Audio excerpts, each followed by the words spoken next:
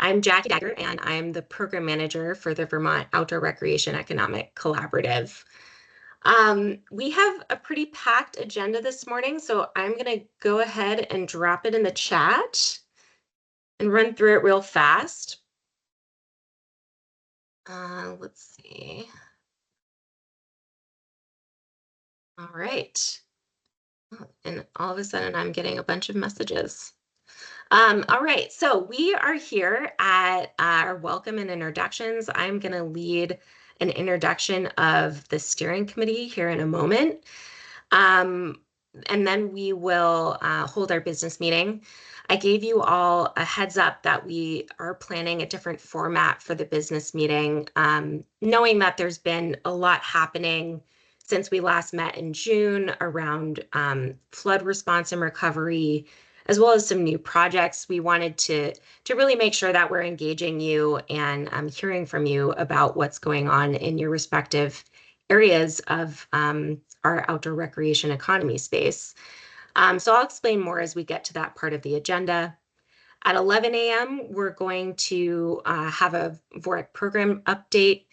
We're going to, or I, along with Andrew, who's our partner from the Rivers, Trails, and Conservation Assistance Program, are going to take you through an exercise, which is an extension of the conversations that we've been having throughout this year. And you'll hear more about the details of that as we get to that part of the agenda. At 12, we are extending the meeting by half an hour today. And this is because we have collected public input and feedback on the draft vision and priority actions for Move Forward Together Vermont. And Claire and I will be sharing out with you what we heard through that public input and feedback, as well as some of the adjustments we're planning to make to the vision and priority actions. This will also be a final opportunity for you all to chime in and share your feedback with us. So we really hope you can stick around for that extra half hour and really appreciate that extra time. We'll start to wrap up around 12:20 with public comment, other business, and then adjourn at 12:30. Any questions about the agenda or things that we should make sure don't get missed? Great. And certainly we know we're extending this meeting by a little bit. So if you need to get up and move your body or grab a snack, use the bathroom, please always feel free to do that. All right, so I'm going to lead introductions, and so we all know who's in the room. Don't see anyone else joining us this morning, so I'll keep it to introductions of the steering committee and program staff partners who are playing an active role in today's meeting. When I call your name, please go ahead and share your name and organization. So I'll start with steering committee members. And Becca, go ahead. Thanks, Jackie. Becca Washburn here, Director of Lands Administration, Recreation, and Chair of the VOREC Steering Committee. Great. Abby. Oh, right. Abby is going to introduce herself in the chat.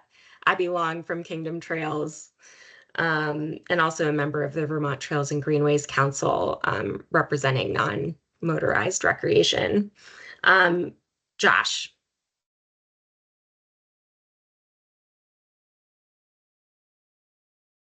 Hey everybody, Josh Ryan, principal of Timber and Stone LLC, trail design and construction business based in East Montpelier. Great. Shelby. Morning, everybody. Shelby Sims here with Trust for Public Land, Parks and Conservation Organization at the national level, and I lead the work in New England and Vermont specifically. Okay. Frank. Frank Stanley, Vermont Traditions Coalition, mainly here for the fishing and hunting aspects of recreation. Okay. Carrie.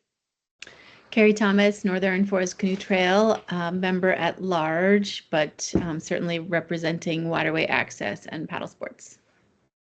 Okay. Frazier. Morning, everyone. Fraser Blair, the Orvis Company, and also board member of the Outdoor Industry Association. And Heather. Morning, everyone. Heather Pelham, Commissioner of Vermont Department of Tourism and Marketing and Vice Chair of VOREC. And finally, but certainly not least, Tommy. I'm Tommy O'Connor with the Vermont ATV Sportsmen's Association, and I'm the Vermont Trails and Greenways motorized rep to VOREC. Awesome. Thank you all. And just double checking that I didn't miss anyone on the call. Great. I did hear from Mike and Drew that they're unable to join us this morning just because of conflicting last minute things that have come up. So they won't be joining us. And I'll move on with introductions of staff and partners who are playing an active role today. And I'll start with Claire. Hi everyone, Claire Polfus. I serve as the Recreation Program Manager for the Department of Forest Parks and Recreation. And Kelly. Hello everyone, I'm Kelly Alt, the Executive Director of the Vermont Outdoor Business Alliance. And Andrew. Hi, good morning, everybody. I'm Andrew Penetamange.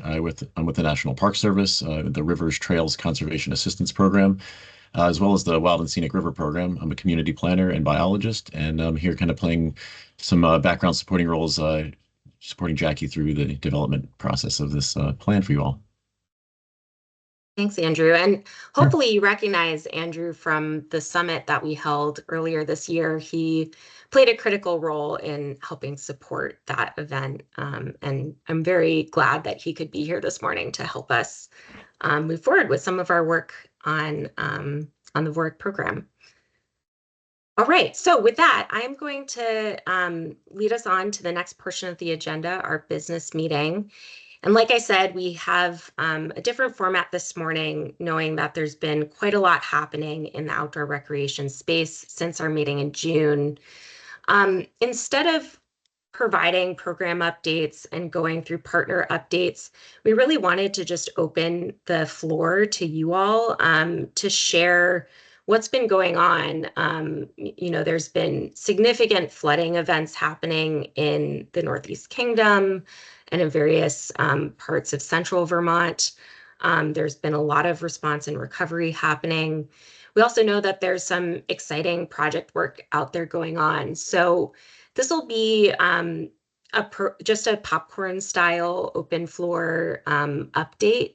We have about 40 minutes to talk about what's happening in your respective worlds. And I'll do my best to make sure that we get to as many people as possible. So just opening the floor up to you all to hear, in terms of flood recovery, what's been going on, and if there are any projects that you're working on that you feel are really exciting, opening up the floor to you for you to chime in. And I can call on raised hands or read notes in the chat. But again, we have about 40 minutes.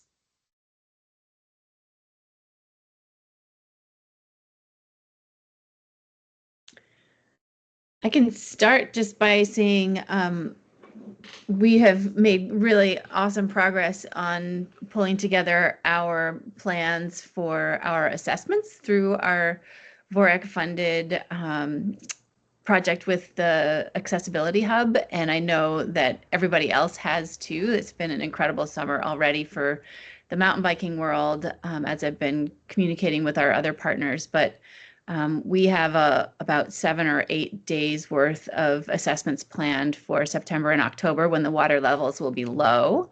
Leading up to that, we also developed and circulated a survey to, we had it's either 81 or 84 respondents to our survey to users with mobility challenges and disabilities to help us understand what their interests and needs were around waterway access and paddling in particular. And it's just been really exciting work. The more we do this, the more connected we get with more people on the ground who are really looking forward to having this kind of access. And it just feels really affirming that we're on the right track, and it's going to be beneficial for so many people, including the kind of core target group who really doesn't have independent access to these resources now, but also so many other people in addition to that. So it's been just super, super fun to get that moving and see the enthusiasm building and watch it actually take real shape as we get to being on the ground.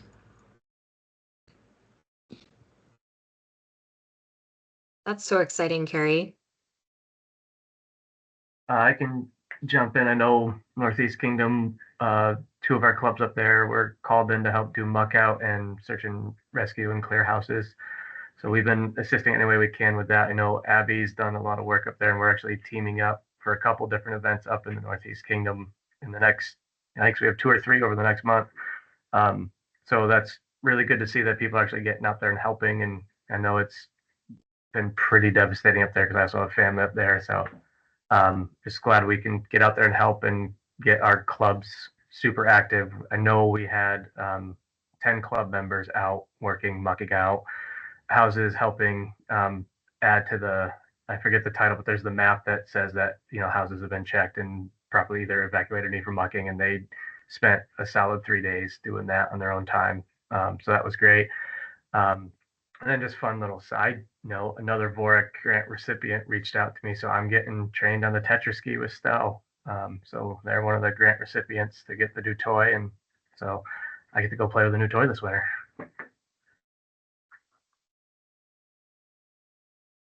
That's certainly more fun than flood recovery, although very needed. Yes. Shelby. I can touch on 2.5 flood-related things, and the other half is flood-related, but also a VOREC grant update on a project we've been involved with at Trust for Public Land. But I just wanted to thank Abby for putting a kind of a broadcast call out for volunteers and cleanup support for Northeast Kingdom related flooding, and just been amazing to see kind of the back end support and activation and sort of efficiency with which a lot of that's been running, and just kind of putting in a plug for the organic networks that are built through this work and calling on that in a moment or several moments of need throughout a wet season, and I'm hoping that that's been making a difference. And secondly, this is more of a passive kind of local resident perspective, but in last week's headline story of my local and Carrie's local paper, there was a story that ran about, I think, just shy of $400,000 worth of trail damage for the Mad River, the snowmobile trail group here, and I'm conflating it with the mountain biking trail group. It's not in my head, but so just in terms of a message out to readers in a community that there's almost $400,000 worth of damage, and just sort of, I think it was an interesting signal sent through that reporting, and just the dollar figures associated with the need to repair those trails, and a big question mark of where that comes from, and knowing that that's sort of cascading throughout communities across the state. And then I guess on the last point, we have a exciting update in Wolcott, Vermont. So at TPL, we've been working on the establishment of a new town-owned community forest in Wolcott, and so that's been a kind of conservation project that we've been working on for the past few years, and it's been one with lots of kind of features of how the community forest is unfolding. It's co-located next to the local elementary school, which has sort of a budding outdoor learning program, and a principal who's been a real champion of building that out and kind of needing more space and support for that, which is part of why we decided to partner in that community. The town was successful in receiving a VOREC grant to build out what will likely be a 5-mile trail system, and that will be accessible from the Lamoille Valley Rail Trail and the co-location of the Vermont in that area. There is a provision in the conservation easement to create an opportunity if a backcountry hut could be sited with community support on a part of the property. And that's something, because of our strategic partnership with the Vermont Huts Association, we're looking for those appropriate opportunities to not preclude the build out of potential backcountry hut resources, over time, just because of the terms of a conservation easement or a deed restriction. And then, last but not least, last year, Walcott got hammered like right after the opening of one of these important sections of Lamoille Valley Rail Trail, not to mention other, important infrastructure in the village center and along Route 15. And so it's just been interesting to kind of watch how the conservation project has moved forward. And we're actually poised to close next month on the transfer of the property. It'll take another however many months to finish with the trail construction and kind of perform on the VOREC grant. The other piece of it that's been really interesting is that we tried to develop a affordable house carve out on the property and kind of trying to pursue a dual mission goal with Vermont Housing and Conservation Board. There has been some environmental contamination on the affordable housing site that is starting to kind of erode the economics on how that'll pan out. So we're hopeful, but none of these things are easy and straightforward, even with the best intentions. So anyway, we're hopefully going to have a ribbon cutting at some point, and you all will be encouraged to attend that. But Walcott, is a 1-year kind of post major flooding community. So it's been really interesting to continue to be involved in that and to see no lack of enthusiasm about this project, even despite the pressures on the community to just focus on basic rebuilding. Last but not least, one of the other things that's been interesting about the municipal land acquisition is that they're going to be able to site some expanded wastewater, kind of leach field essentially, on this property to kind of develop better opportunities for the brownfield development, if you will, in Wolcott Center, and not be constrained by the current wastewater load. So there's just a lot of opportunities for, oddly, maybe out of a conservation project, for there to be growth and development in the village center through this work. I'll leave it there.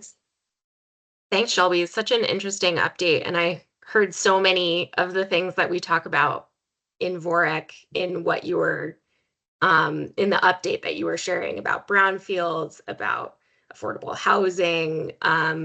Also, I think something that I feel like comes up time and time and again is, or at least since last summer with the flooding, is, that we're making progress on these projects that we feel are going to have a huge impact for our outdoor recreation economy space, but they're getting hit by these major climate events. And how do we sustain those important projects through these changes that we're experiencing? So appreciate that update. Josh, go ahead.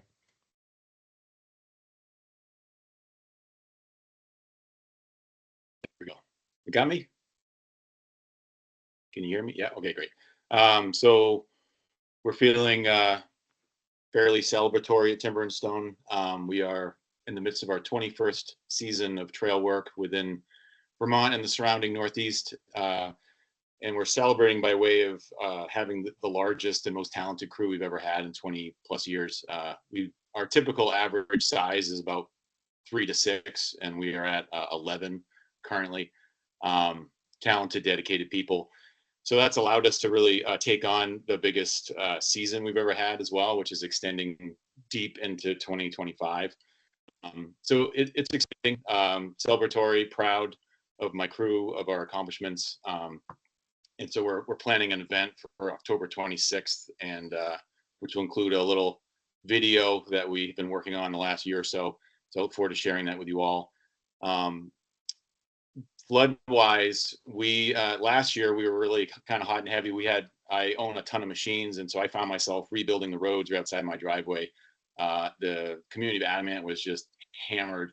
And it was just really personally gratifying to go out and basically build roads with my excavators and have people come out and bring me food and water. And so that was kind of last year into this year, where the immediate damage wasn't around us, but I ended up going out and checking on our trails that we've built over the past 2 decades. And it's unnerving as a trail builder to go out. I'm sure many of you can relate. You go out to check on these things that these trails take on personalities. They're almost like family members.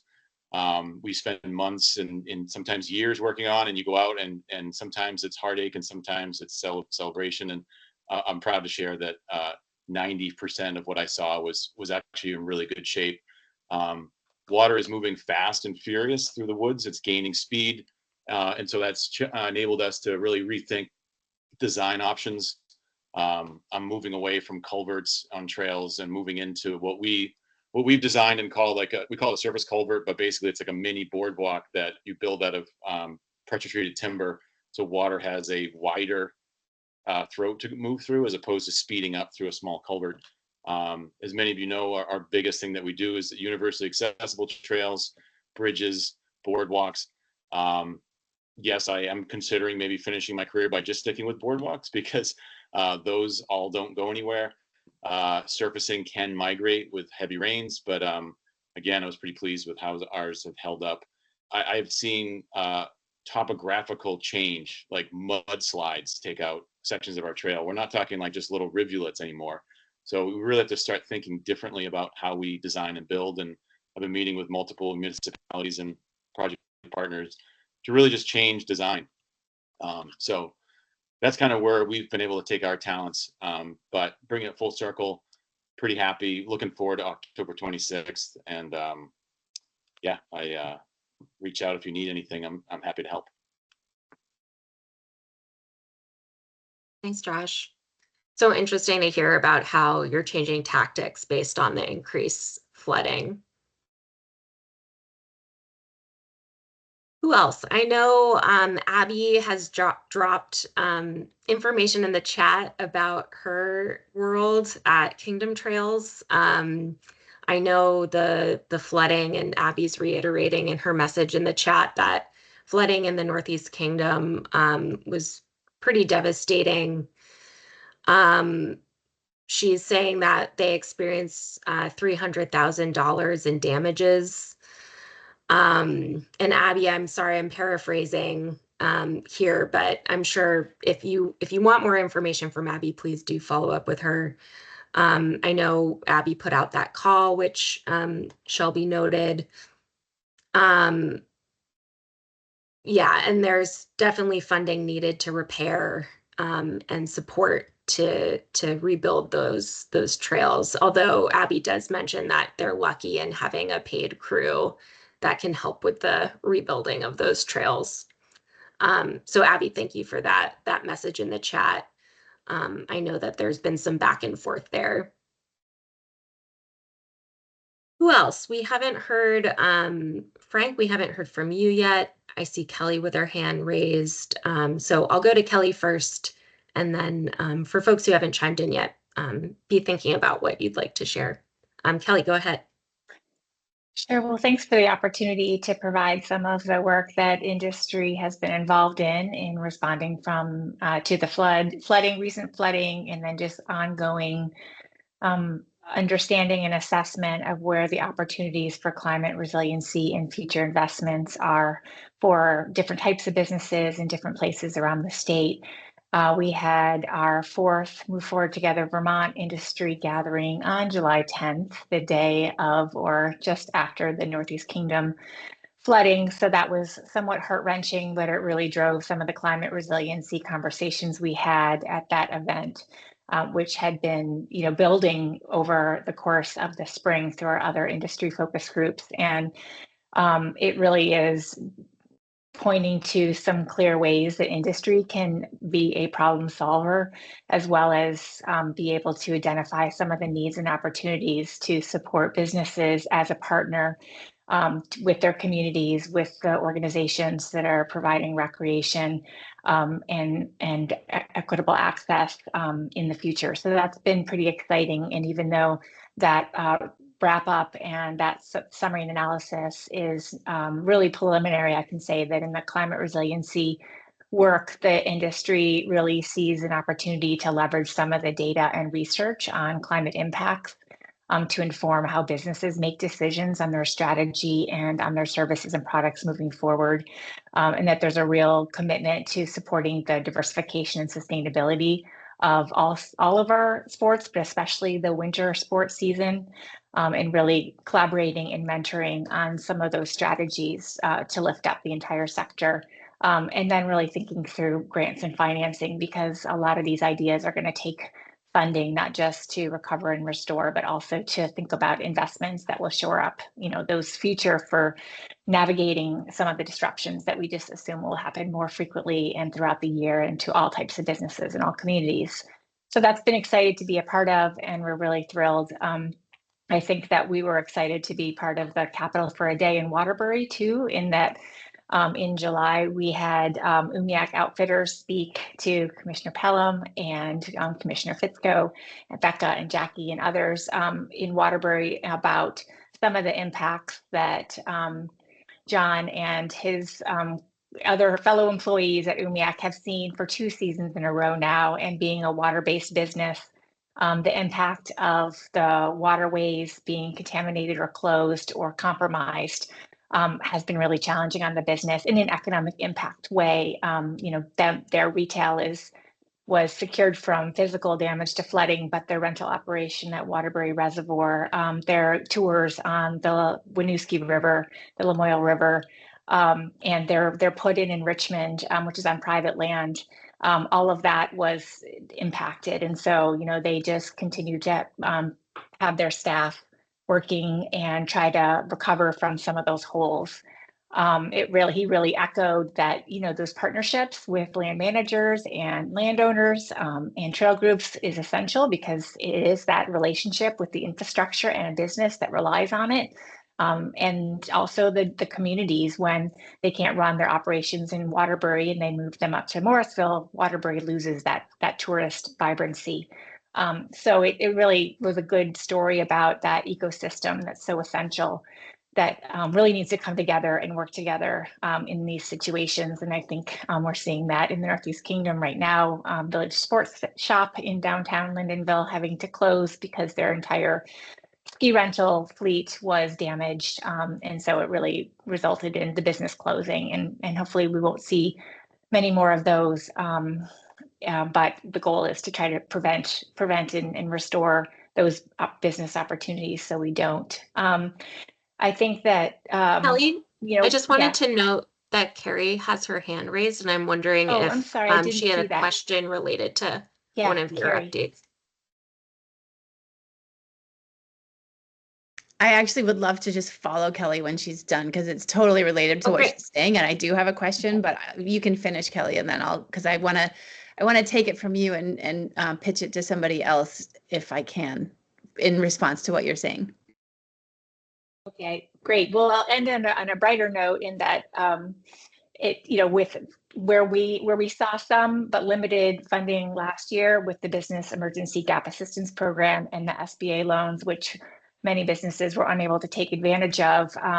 We are excited that the advocacy and the conversations during the legislature did result in $5 million being put into another round of the Business Emergency Gap Assistance Program. And so we're excited about directing businesses to that resource, and that another $7 million was just authorized to top off that program. And so there is funding to help these businesses fill that revenue gap. And then the SBA also, with the acceptance of the federal disaster declaration for Vermont, we'll be able to offer 2 types of business loan products for physical damage and economic injury. So that is a bright spot, and we continue to want to support businesses and being able to take advantage of those economic opportunities.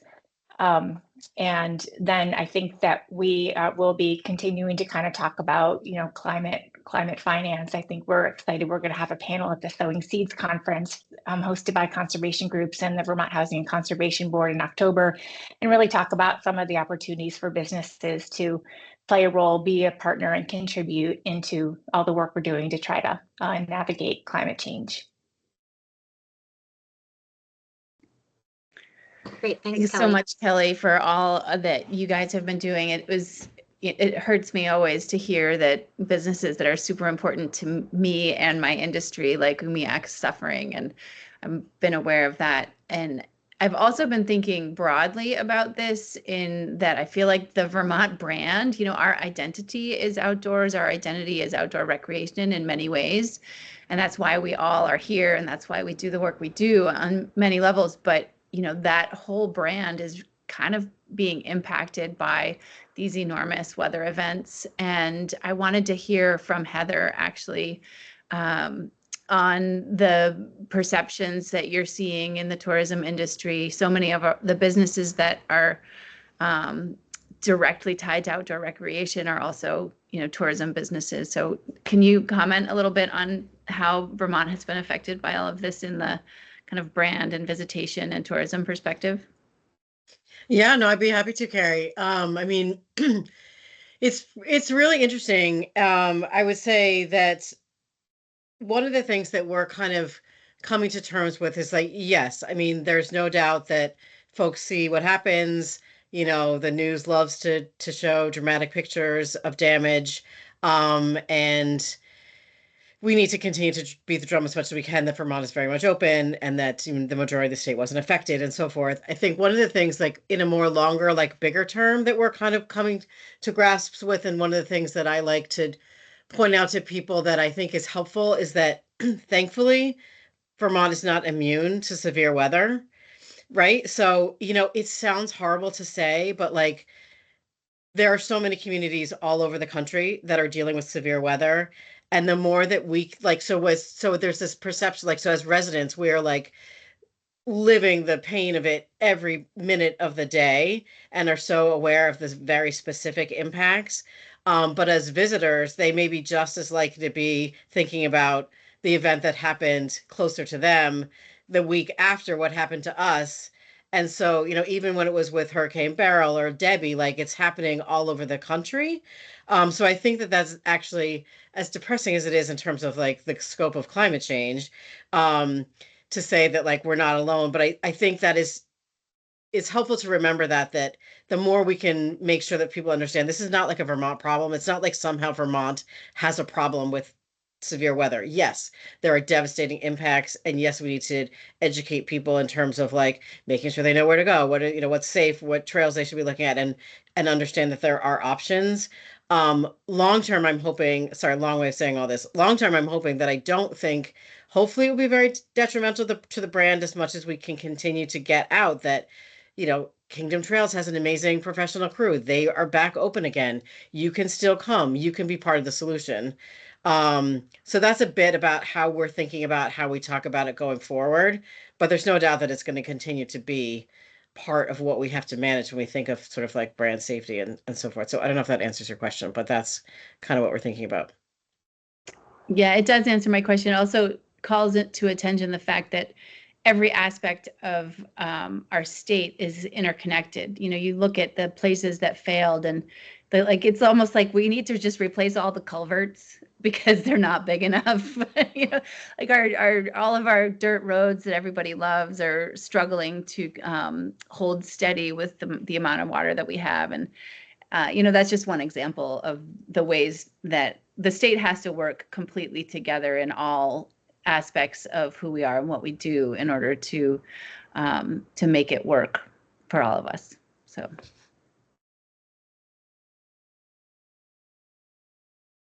Anyone else with updates? I know Fraser, Frank, we haven't heard from you yet. Do you have thoughts on flood recovery or projects you're excited about that you'd like to share? I don't think I have anything too relevant to add. I mean, other than being tuned in to what's going on in the state and hearing from all of you, which is really informative and helpful. This go around down here in southern Vermont, there really wasn't much to speak about. So any updates I would have would really be around business and outdoor industry type stuff. I am That's all. curious, Fraser, your work on the Outdoor Industry Association, are there any big things or conversations you've been participating in there that you think this group would be interested in? I mean, it's the themes are real similar to what like Kelly and the Outdoor Business Association are focused on. It's people, planet, business. And so, I think right now, in the outdoor industry on the business side, things are tough. There aren't a lot of brands hitting their sales plans, including Orvis. So speaking from my own experience, and I think some other things front of mind, at least right in this moment, are supply chain and looming potential port strikes on the East Coast and routing freight, et cetera, around the country and trying not to miss important moments in the selling season. So, these are things that are right on the front of my mind. But I very much recognize that it is not on topic for everything we've just been talking about here in this meeting. So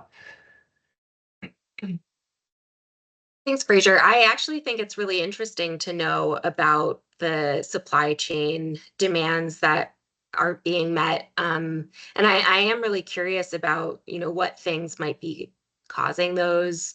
I think, thinking about businesses, our small businesses in Vermont, knowing that, that's also a factor that's contributing to their experience with major climate events and economic impacts that are happening, or the impacts of those major events on their business, that to know that that's sort of elevated because of not meeting those demands as well, I think is very connected.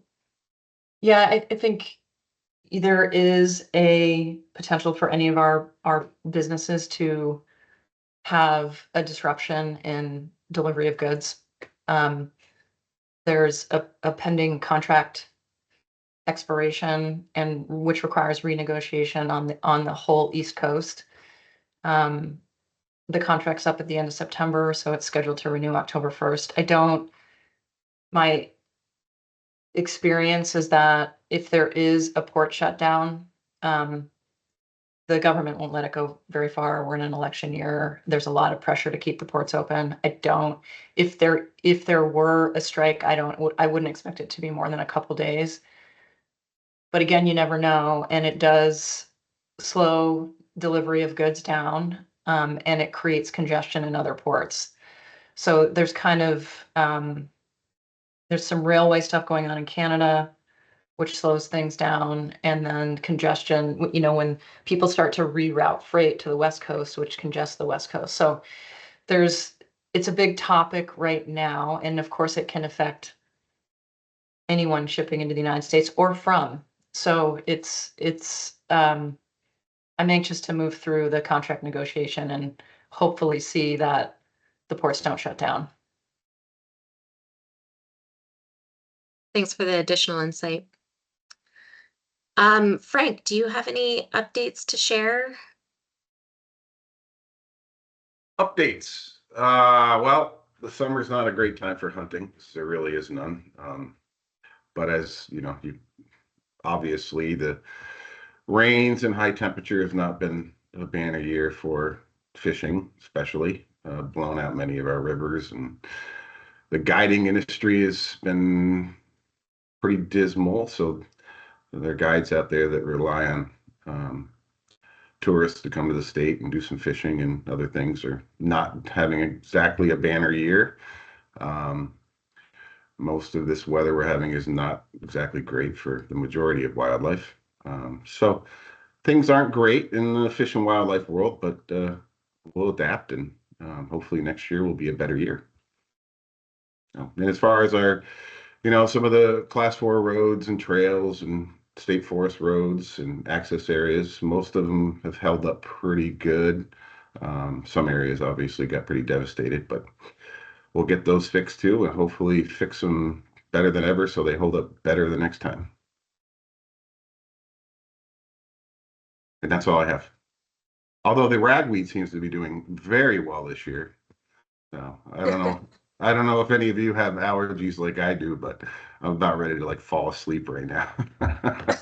so, so hopefully we'll get a frost here pretty soon. Yeah, I know. I've been sneezing a lot. I don't know if it's because of the ragweed or other allergies, but thanks, Frank.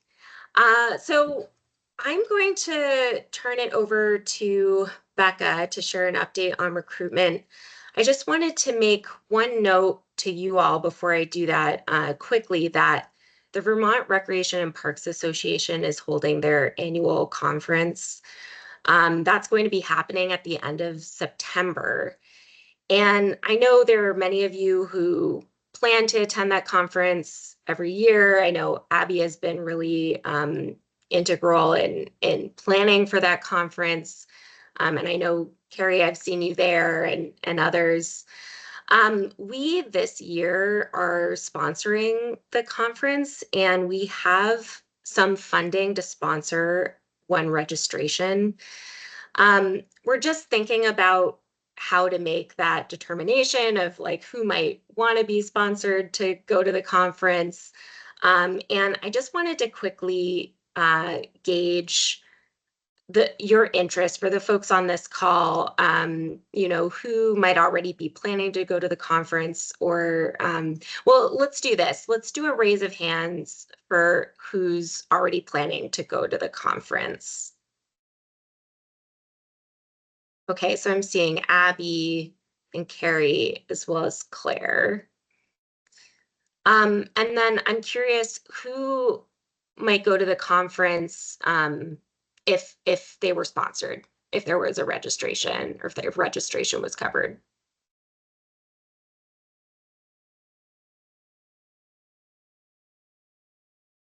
Okay, cool. Well, I just know that that opportunity is out there. If you are interested in attending with your registration being covered, definitely reach out to me directly and let me know. We will be thinking through that and making a determination about that pretty shortly. And the conference is just 1 month away. So thank you all. And with that, I'll turn it over to Becca to talk about recruitment. Thanks, Jackie. I'll just put a little PS on your note about us being able to sponsor registration, that if there are others outside the steering committee that you think would be good candidates, maybe this is let's bring one of our equity grantees, or, other ideas. Josh, maybe you have an employee that has a keen interest that you'd love to see getting that kind of exposure. I think if there aren't steering committee members that see that registration as a barrier, then sort of the next level down could be looking for opportunities to give exposure to those that might not otherwise prioritize something like this. So share ideas back to Jackie or me, and we'll happily think through how best to put this registration to good use. So kind of speaking of which, we have a number of vacancies on the steering committee. We had been sort of following this mindset that while VOREC and the state's sort of understanding of its recreation priorities is in transition and evolving, it might be a good idea to hold off on replacing those seats. And I think following the June steering committee conversation, which took place in person with a handful of steering committee members, we realized, momentum is really important, and new energy and new ideas really helps to feed that momentum.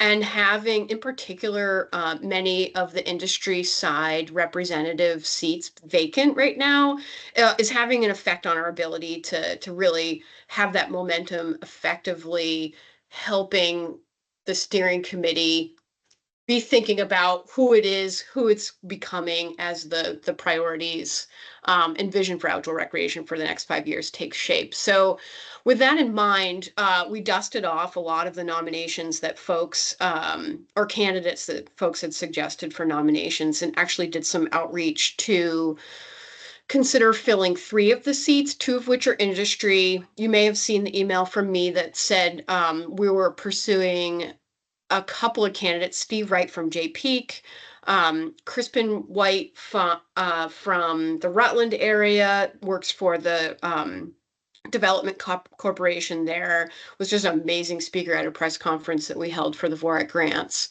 So those are 2 individuals that we're in the process of having conversations with them about the potential for them to become new VOREC steering committee members.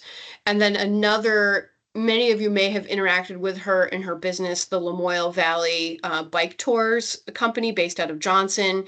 Eva Rose was just a force to be reckoned with during the first set of flooding in July of 2023 and campaigning to the governor's office to get the LVRT reopened. So we've extended an invitation to have some conversations with her about the potential for her to join the steering committee as well. So those conversations are underway. We're hoping really to be able to have a couple of new individuals by the October meeting. So those conversations are taking place now. With Jean Gervais stepping down recently, we have an opportunity to fill an outdoor recreation nonprofit seat. And that seat in particular presents some really exciting opportunities for us. This is a chance for us to take a look at our geography, knowing that we want to stay really well anchored in the northern and southern parts of the state in particular. Interestingly enough, we have somewhat of a void in our Chittenden County representation, which is unusual for boards and other, statewide efforts. So that's another place where we're seeing an interest in maybe wanting to build some representation. And with that, I think it would be great to spend a few minutes with the steering committee thinking about just popcorning names or organizations that we'd love to see considered. Carrie, you lit right on one that I put out as a suggestion.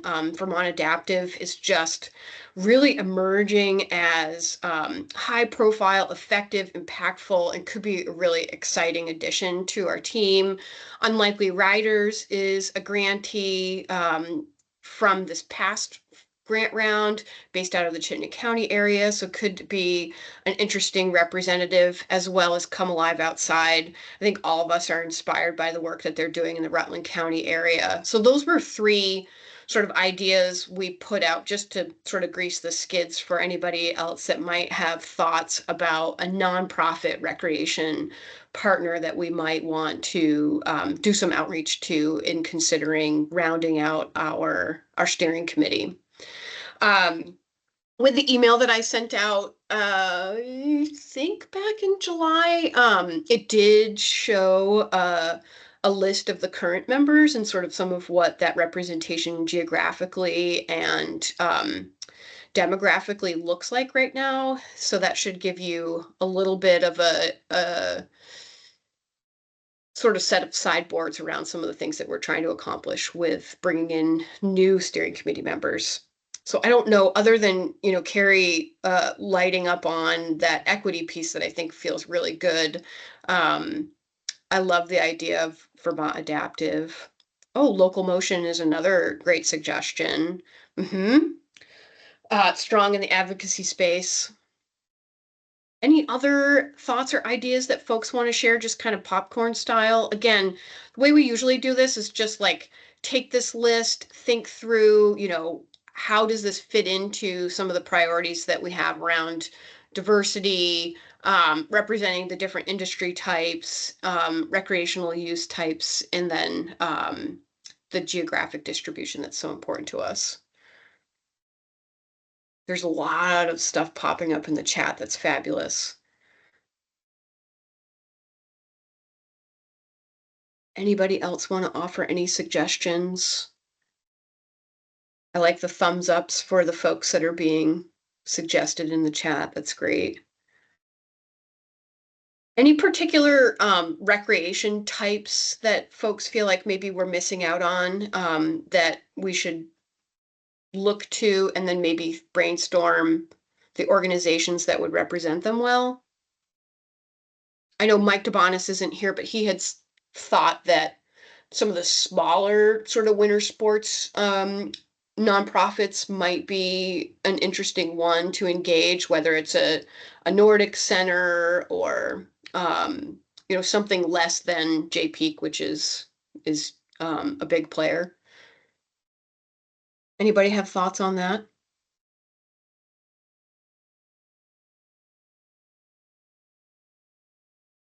Yeah, Craftsbury. Mm-hmm. I was just going to say Craftsbury too. I mean, they're such a powerhouse, and they're more in the northern part of the state, and they kind of hit a few buttons. Yeah, that's great. This is helpful. So I think what I'd love to be able to do is process some of these ideas, and please do follow up if something occurs to you afterwards that you want to just circle back to. And we'll just do some sort of comparison mapping around who checks the boxes that we're looking for, and then circle back with all of you to confirm whether the candidate or candidates that we think we should start having conversations with ring true for you. And then again, like I said, our goal is to have a couple of these filled by the October meeting and then to be fully prescribed by the end of the year. Excellent. Okay, I just have some high level process thoughts, not necessarily recommendations around people or organizations, but I think you sent around the matrix, so you can easily see kind of like who we are, what we do, where there might be gaps. But I think what's really meaningful is getting clear on, I'm going to call them what our sourcing priorities are. Meaning, where do the gaps truly exist in the skill sets that we want? And why do we want to go get those gaps? And then once we have like one or two really clear sourcing priorities, then we kind of put them through the filters for balance. So one of our filters might be regions of the state, so north, south, whatever it might, Chittenden County, et cetera.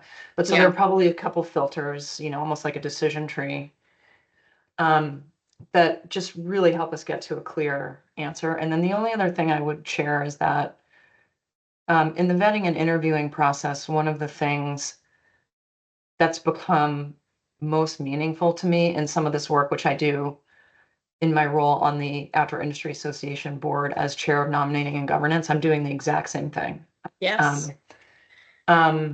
Is demonstrated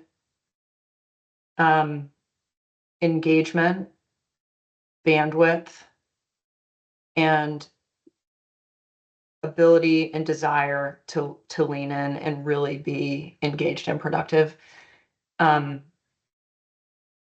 My experience as I do this and I learn more each year is that I can have the exact right candidate on paper, but if they don't have bandwidth and they don't have demonstrated desire to be committed and productive members of our team, it's not helpful. Right. And in this case, this isn't a fundraising board. Like, this isn't a philanthropic board. This isn't necessarily, a name. It's not being created to establish that sort of, what is the gravitas, I guess, is how you could call it. Like, this is really about sort of rolling up your sleeves and understanding and representing your community, your industry, and helping advance those goals through the networks of people that you know and the work that you do every day. So I appreciate what you're saying there, because really you're right. We could have a very prominent name be less functional than somebody that's less well known, but really gets what it means to be part of a collective impact network like this. That's great. I think one of the things that you'll find, and this may or may not be a good segue into some of the conversation that Andrew's going to help facilitate later, is, you know, helping to codify who we are and how we do the work that we do going into this next sort of evolution of VOREC. And I think part of that is Jackie and Heather and I talking about Heather and I being able to play more of a role in with the steering committee recruitment and engagement, the nominating process, all of these things, legitimizing them so that they do feel like you said they do, Fraser. They're finding the right people, they're preparing new steering committee members effectively, and continuing to evaluate and engage with current steering committee members to make sure that the values are aligned, both what you're receiving and what you're giving to the effort. So I appreciate you highlighting that, and excited to know that I think we're headed in that direction as an entity, and we'll see some really meaningful change over the next year towards that end. It's great. Carrie? I just wanted to say that in some ways, I feel like we should have this conversation again after we go through the next couple of agenda items and talk more specifically about the work that we have ahead of us this year and next year and for the next 5-10 years, and then think about who do we want to be capable of engaging, because we'll know what we want them to engage in. Mm-hmm. It's wonderful. Shelby? And two related suggestions to kind of vetting the demonstration of commitment and bandwidth. And it's like, I mean, I struggle with this on our board as well, and Fraser's comments really resonate with me, and really getting at what does demonstration look like. I think one technique we've had some luck with, and it just builds board culture or committee culture, is in the recruitment process. We take a step where existing board members, some subset of existing board members, socialize and probe a little bit about like the bandwidth issue and how they've plugged in, and it kind of builds accountability in both directions as someone's coming in. It's just, there's just a different tone when a staff member's asking that or bringing a person on and that person hasn't met peers, and so I would recommend that as a step. And it's not an overloaded thing. It should be two people maybe on a call, and then working up what to expect, short synopsis of what to expect that isn't like a full orientation packet or something, so they can kind of get their heads around that. That's awesome, Shelby. If you have any sort of documentation or any tools that you want to pass along, that would be great. We're definitely going to be trying to formalize some of this over the next year. Yeah. And I pull it also admission that like that socialization sort of step, there's logistics associated with it, and it takes capacity. So, I think it kind of pressure tests a little bit. Is this person like, worth kind of investing that capacity and just to acknowledge that it does, and it's a reality. Yeah. This is great. Awesome. These are such great ideas. Becca, do you have any other? I'll let you wrap it up, but we should move on to the VOREC program update. Yeah, I think like I said, this is a pretty good segue conversation into that next topic. Awesome. Thanks everybody for your contributions. Like I said, we'll loop back around with some distillation of what you've provided and an overview of next steps and how we're doing on our timeline. Thanks. Great. Yeah, thank you all for those ideas. I think, as Becca said, it's a perfect segue into the next topic on our agenda, which is this VOREC program update. And today's conversation like I said earlier, and it's an extension of the work that we've been doing this year. As you know, our big goal this year has been to establish a vision and set of priority actions for outdoor recreation in Vermont through Move Forward Together Vermont. And following the end of this year, VOREC will be responsible for engaging the network and working together more actively on progress towards the Move Forward Together Vermont vision and priority actions. This will include working on the nuts and bolts of a work plan that will better define the who, what, and when of the priority actions that we come out with. So that is the next phase that we're looking towards. And as we're looking towards that next phase, there is this need for VOREC to pull together the network and evolve in our program structure. And we're doing that right now by clarifying and putting additional structure around our governance and operations. So that really ties to this recruitment conversation, how we go about recruiting new members, as well as how we function internally as a program to be successful. It's also about, what do we provide to the network? What services can we provide the network to sustain it?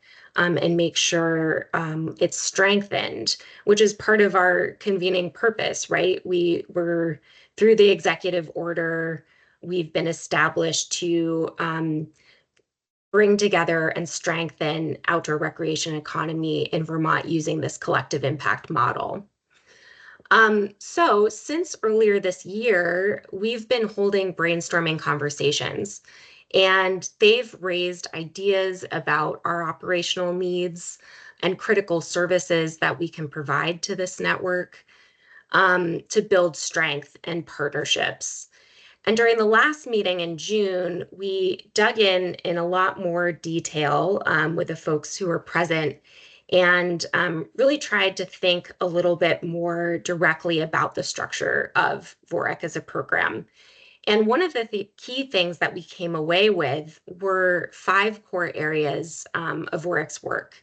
And this felt like a pretty big milestone for us in the way that we think about VOREC as a program. And those 5 core areas of work were storytelling, policy, data, technical assistance, and funding and grants. Following the meeting, Becca sent out an email reiterating some of these big takeaways that we had during that conversation. I know that there were many people who weren't able to make that meeting just by way of it being summer and a busy season. I definitely want you all, if you have feedback on those 5 core areas, to feel free to reach out to me and Becca and provide us with that feedback, or chime in today as we go through this conversation with ideas. But I don't want to spend too much time on it just because we have such a robust conversation planned, but feel free to chime in as we go along today. So what we're doing now following that conversation is in June is we're taking the outcomes of everything we've done this year, and we're creating a document that codifies expectations of the program. And the working title for that document is VOREC's Foundation Document. It's a working title. We're not totally sure that's the right thing to call it yet, and certainly welcome feedback on it. But just to sort of set a common term for this document, we're calling it the Foundation Document. So over the next hour, we're going to review and confirm the content for the table of contents. I did send a document out to you all earlier this week with some details, but we'll review it again together today. We're really looking for you to dive in and think about this document based on your experience. All of you play really important roles in your organization. You're, executive directors, you own businesses. You know what it takes to run a business or an organization. And we see this document as VOREC's organizational. This is like how we think about our governance, how we think about our operations, how we think about what we provide to this network of partners. So we'll review that table of contents and think through with you, is there anything missing here? Does this make sense? And then we're going to get into some more conversation around the activity ideas that you've had over the past few months. And Andrew is going to lead us through some discussions to refine those activity ideas a little further and think about what do we as a program want to incorporate beyond the work that we're doing already. Does that make sense to everyone? Are there any questions before we dive in? All right, not seeing any. Great. All right, so I'm going to share my screen. Give me a moment here. Feels like Teams is always changing. All right, I actually don't think that's the right document.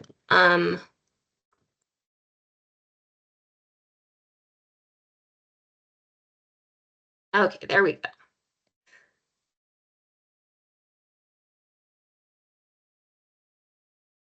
All right, can everyone see the table of contents slide? Yes. Great. All right, so let's get started by looking at the table of contents for this foundation document. And this table of contents has been created in partnership with the River Trails and Conservation Assistance Program, as well as, if you all remember Michaela from Kearns and West, she came and facilitated our meeting in June. And based on all of the things that we've been talking about, the conversation we had in June, we were able to draft this table of contents for this foundation document. And I think it's really helpful to think about it in a couple of buckets. The first 3 chapters we've identified really fall into this category of internal operations. And we see as helping us to dial in VOREC's operational structure and governance. So it sets expectations about who we are as a program, who VOREC is, the purpose of our work, and what we hold ourselves accountable to on an annual basis. And then the second bucket, the second 3 chapters really fall into this networks, what I'm calling network services. And those chapters are intended to describe our outdoor recreation partners, the partners that VOREC supports, and how we strengthen outdoor recreation economy, and the critical services that VOREC as a program provides to bring the network together and align them around a shared agenda and common goals. And then finally, there will be an appendix. We imagine that there's lots of documents and details that might not fit in these the goal is to make these chapters kind of brief and then have some more detailed documents attached to it. But that could include things like our bylaws and charter, an update to our bylaws and charter, which is likely or is something we're working on throughout the creation of this document, this foundation document. All right, so let me dive into the details a little bit here and give you kind of a general overview of the content we see in each of these chapters. And be thinking about, again, like, is there anything missing here that we should be really thinking about considering from your perspective as running a business or an organization? So in terms of our internal operations chapters, the first chapter is a background chapter. It's a high-level summary of, VOREC's authorization and history. It includes an overview of the executive order and some of how we've evolved as an organization over the past few years. The second chapter is defining our purpose. We are thinking about your feedback on who VOREC is as a program, how we function, what we offer to the network. And we're working on, in this chapter, drafting a mission statement, a purpose statement, and describing those core areas of work that I mentioned we came up with in the June meeting. The third chapter is about our governance structure, and it's not going to be our bylaws and charter. It's intended to be a shortened sort of description of our organizational structures. So, this can include things like we have a staff person, we have a steering committee, there's a partnership between the Department of Forest Parks and Recreation and the Agency of Commerce and Community Development. And it'll demonstrate, how we work together in those roles. And as well as we have a steering committee, and how does the steering committee interact with these other parts of the program, and describes, our responsibilities. This section could also include kind of a overview of how we function when, we need to replace a position on the steering committee, just as an example.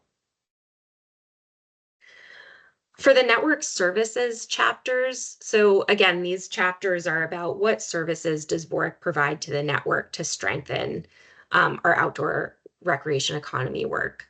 So chapter 4 would be building and coordinating the VOREC network. So we imagine this is a description of the network partners and how VOREC supports them. I think this is an area we've identified where we want to engage you all as steering committee members further. This could be something, a larger conversation we might have in say, October, and then build out the content from there. Chapter 5, program delivery. So this is really looking and laying out those 5 core areas of work and the activities that are a part of each of those areas. And again, we have just the list of what those 5 core areas are. This could also include some metrics for success that we look to measure our progress as we work together moving forward. Finally, chapter 6 would be an overview of, our milestones, how a timeline for activating VOREC and the network. So thinking about, we've set a 5-year time horizon with Move Forward Together Vermont, and we may want to continue that, but thinking about, on a regular basis, how are we operationalizing our work? How are we setting goals? How are we looking forward and elevating a vision for outdoor recreation economy in Vermont? And that is what chapter 6 would really be looking at, is like on that sort of 5-year time horizon. When would we be setting a vision and shared goals, and how would we sort of move through those 5 years on a regular basis? So I'll pause there and just open the floor up to you all for a quick conversation about, is there anything missing from your perspective, anything that jumped out at you from what you know about running a business, running an organization, that you think we really need to consider that isn't already included?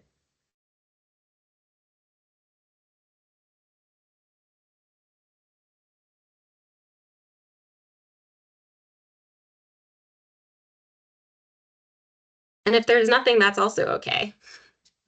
Shelby, go ahead. So this doesn't directly answer the question you posed, Jackie, but one thing that came to mind, and I know it's come up here and there, so forgive some repetition if that's the case. When thinking about this is a kind of a content comment, but thinking about network function, I'm curious how much discussion you've had with Vermont Farm to Plate to understand how that network, like what order of magnitude difference like it requires to set up and maintain that level of formality of a network, and what we're working with in terms of resource, and kind of use that as is it a North Star? I don't know. But the network function, getting a sense of like just how resource intensive it is to sustain that level of network, I think would be a really great set of conversations. And starting there in some ways, rather than how does your network function and what are all the things, because we might be like in a position to sustain a quarter of that, a half of that, 75% of that, depending on the factors. So Yeah, I really appreciate that thought and comment, Shelby. And I think it's a good idea to reach back out to networks like that. We did in June talk about examples of various networks, and Vermont Farm to Plate was one of them, as well as some other networks that I've observed across the country. When we dived into that example in particular, the folks who were there in June felt that that was too robust for Yeah. VOREC, that really like our capacity isn't really there, and that VOREC as a program needs some time to demonstrate our value before we could really scale up to something of that size. But I do appreciate what you're saying about it would be useful to understand like how they function, what it takes to operate a network like that. And that could be a really useful conversation to have with the folks who lead that. Yeah, and what at the start were the real value drivers as the kind of first steps in the journey for us to contemplate, you know. And there's no surprise to me that that's like the, you know, not just Mercedes-Benz version, but just like it's highly engineered, you know, and but I think it is, you know, as a state specific hub and spoke kind of thing, it's a pretty powerful network to look to and think about replicating the relevant portions. Definitely. All right. Well, feel free to share more thoughts as we go through the rest of this exercise. I do want to turn it over to Andrew to take us through the next discussion that we're going to be having, or set of discussions. And Shelby, I think this will also be interesting for you to think about with that question in mind about Vermont Farm to Plate, because what we're going to be doing is looking at a lot of these ideas that have been generated over the last few months, and really thinking about, you know, impact, the amount of effort it takes to lift up some of these things, and trying to refine some of what the VOREC program, what you as steering committee members recommend the VOREC program take on. So with that, I'm going to turn it over to Andrew to take us through this next portion of the agenda. Yeah, thanks, Jackie. Yeah, I think Shelby, those are the right questions to be thinking about.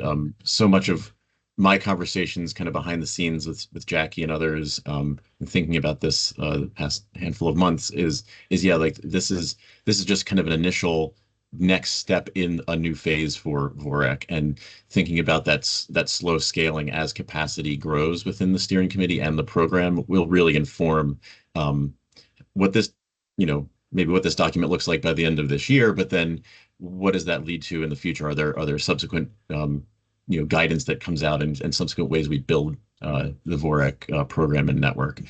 So I am, like Jackie just was, I'm going to share the screen, kind of walk through some of the both the operational and network service. We've been calling them activities, but think of them as like functions or kind of programmatic operations that are kind of core to the both kind of building the strength and health of VOREC as a steering committee and a program, but also, yeah, how like what it's kind of the how you will do what you decide is important to do.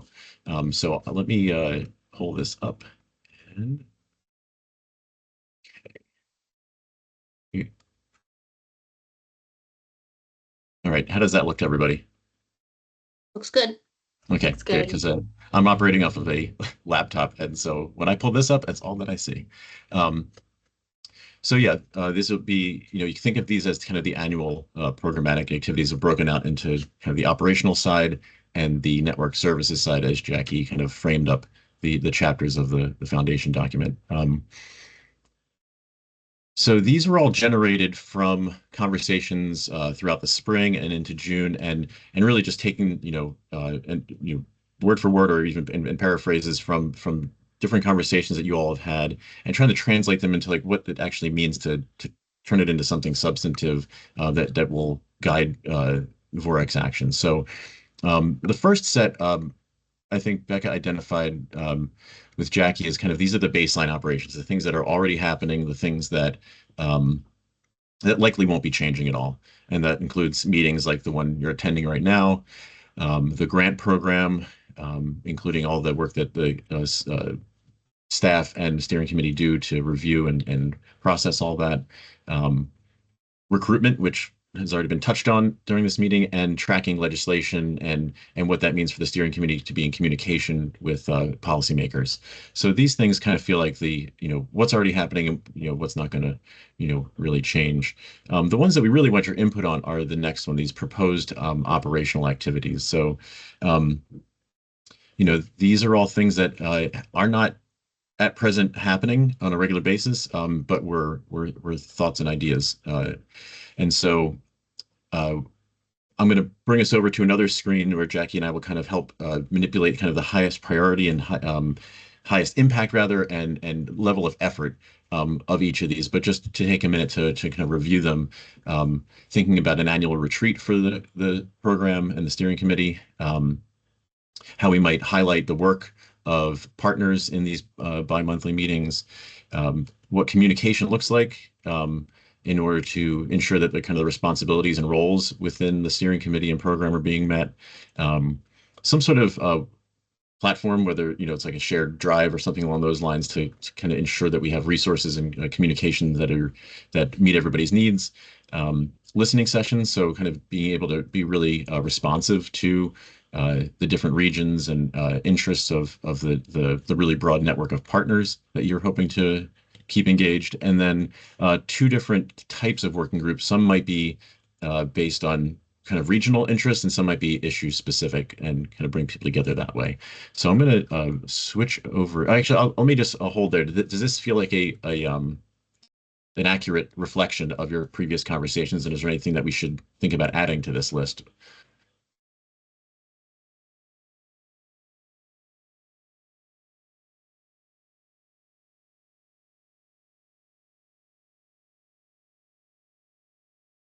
Okay, I'm going to switch over screens then. What's that question? So Shelby. That's a good question. Yeah. No. So Shelby, I think like and it's a really good question.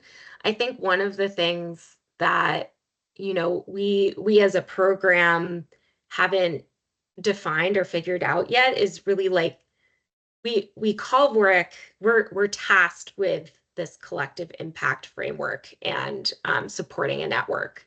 But we haven't done a lot as a program yet to really engage that network to define who those partners might be.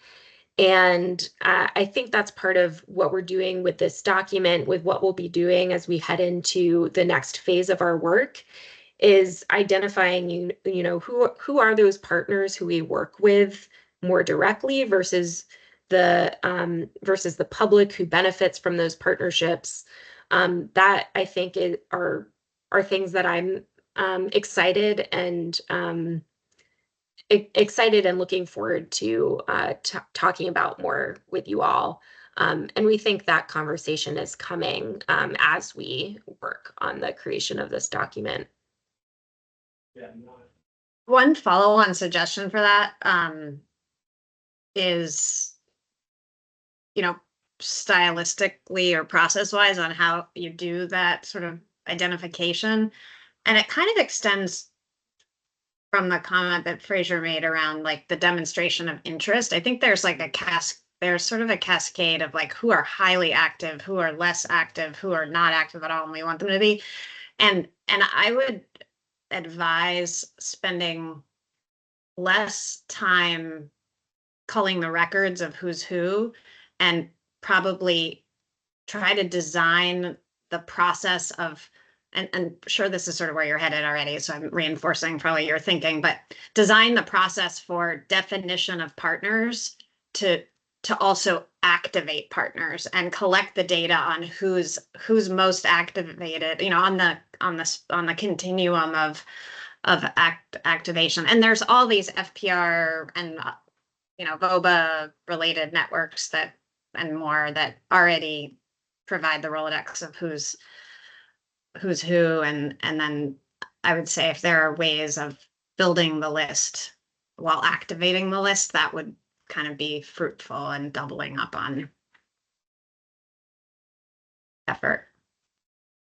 I think what you're describing, Shelby, is exactly right. And layering on how much we expect the vision and priorities to really help us understand, who over the next 5 years is the network that we want to try to activate most effectively.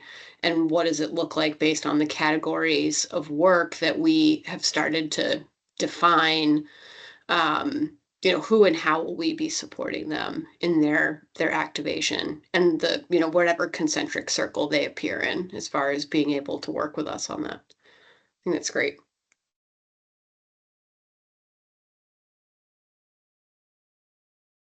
Yeah, and I think that we'll get back into that in a moment, because we're going to talk about kind of the way that VOREC interacts with this, growing or potential network, and that will really inform, what kind of the highest priorities are for doing just what you were saying, Shelby, like being able to identify them in ways that are impactful, and make sense within the capacities and of the committee here. So I'll jump in, and what we're going to ask you now to do is to guide Jackie and I in. Let me pull this up in. Using this little tool here, this is in Mural, and as a way to try to take these little post-its that are down here that reflect the list of operational activities and functions kind of internal to the steering committee and the program.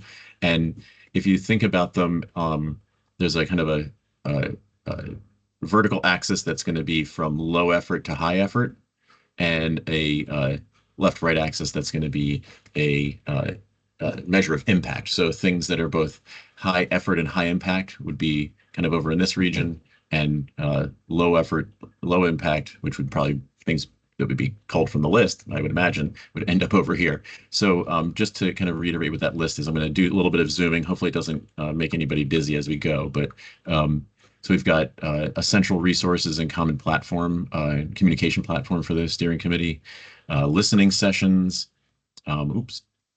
convening regional work groups, regular email communications between the steering committee, spotlighting work of the steering committee, an annual retreat, and then issue-specific working groups. So things that have been identified. I'm not sure if anyone wants to begin kind of directing, but we can just start with this idea of having a central resource and communication platform.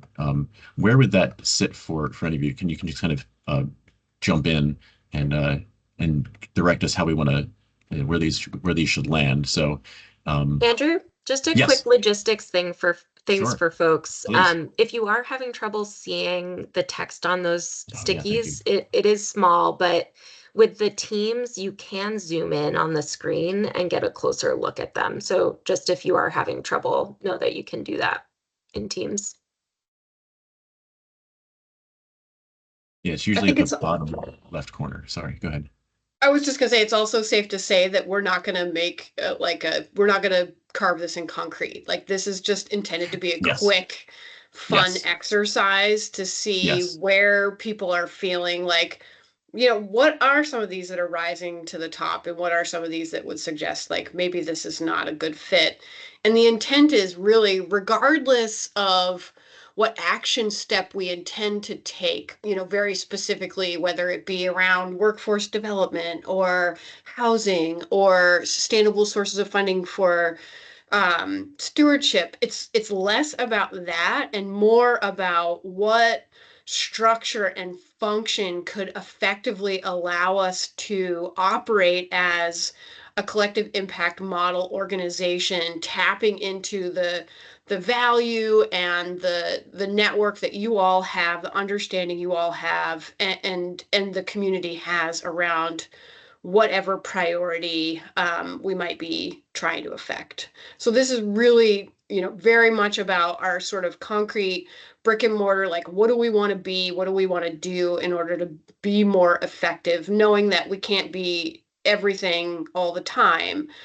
So this is really just a first effort at trying to map out what kind of things should we try to build into our day-to-day work that will allow us to be more effective. Yeah, thank you, Beck. I think that's really helpful description of where we're going with this. And I think that's really, those are some important details there.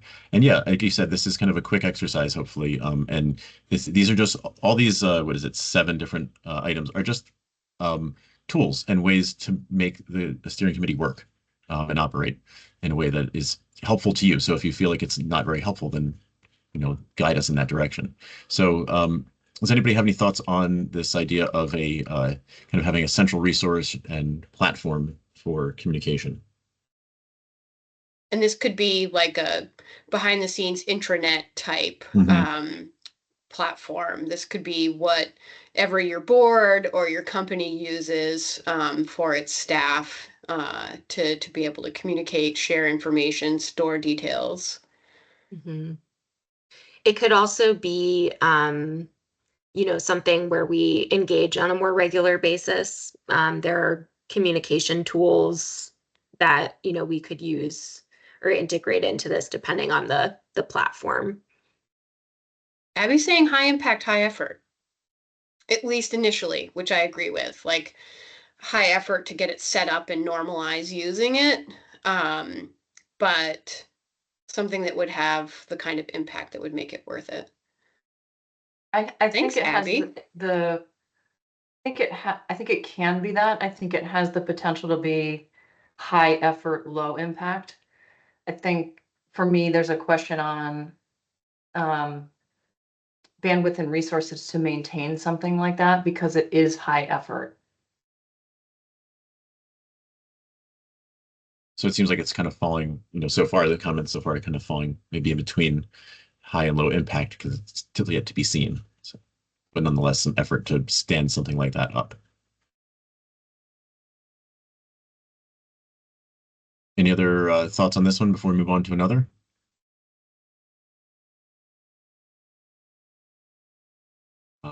So we're talking about issue-specific working groups. What about effort and impact?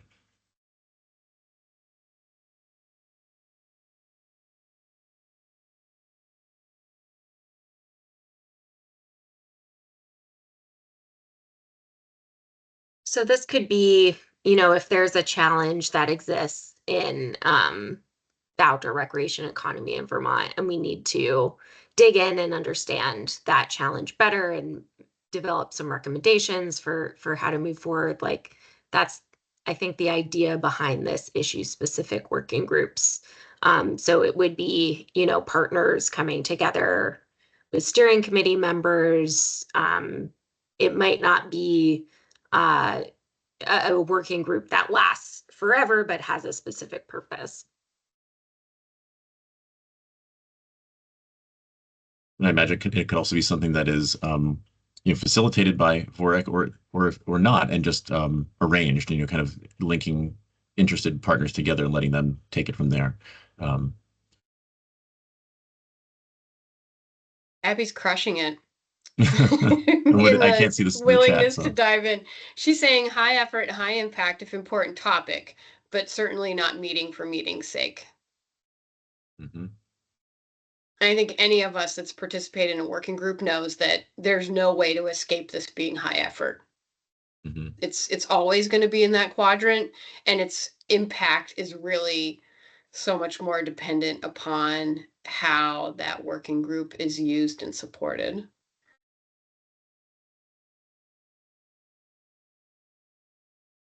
Anyone disagree with that? I think because it's so high impact, you have to make sure that, or so high effort, you have to make sure that it's high impact. So it shouldn't be undertaken unless you're going to put the appropriate effort into it to make it effective.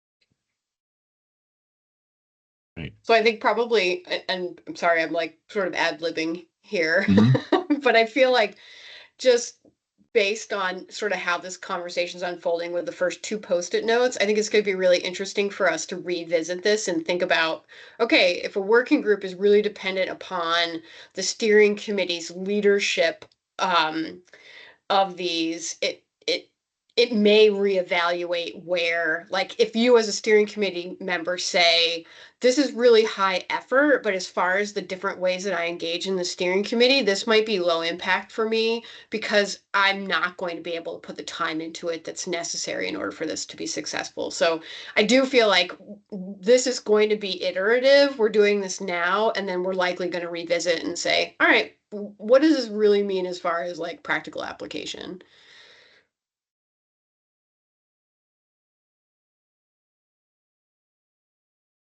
So quarterly listening sessions, that would be things that could be something that happens at every other steering committee meeting. There's a big period of time for partners to jump in. It could be something that's as complex as a traveling listening session. So it's still yet to be defined on what those might be. And I'm not sure if Jackie or Becca had anything else in mind in their imagination around what this could look like. But where is this on the kind of impact and effort? Yeah, just for a little more context, I mean, quarterly listening sessions, this could be another approach to that challenges topic. This could be like we identify, what the challenges are that are facing the network.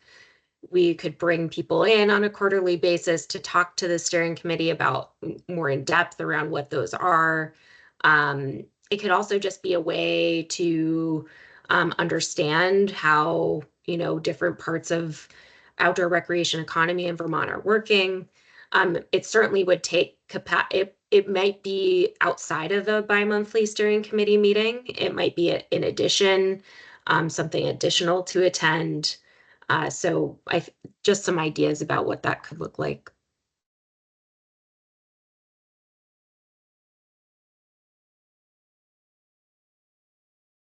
I think a great example of this go ahead, Fraser, sorry. My thoughts around this are that it could be relatively low effort, somewhere between medium and high impact. I think it would depend how we thought about rolling it out and what the topics of the sessions were and where they align to our strategic priorities and all of those things that we think about. I also think about it in terms of like rotating our terms for our steering committee members, and it could be used as a tool to onboard more quickly. Yeah. And get people up to speed, which I do, that's something we haven't needed to think about for a while because we haven't really brought too many new members on, but getting people up to speed quickly is actually, I think, pretty important. Yeah. That's a great suggestion. Yeah.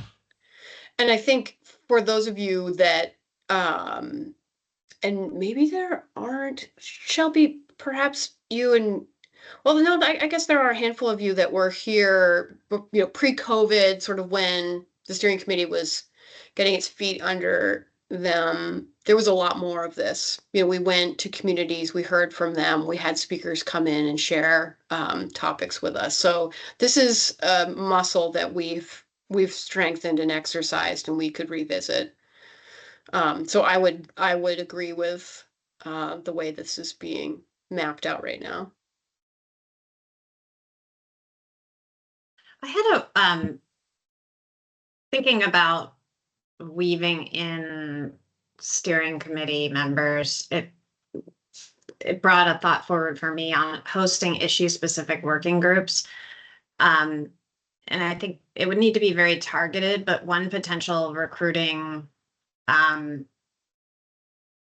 or really scope of responsibility of a steering committee member may be to commit to some type of leadership around not an ongoing working group, but maybe a one-time issue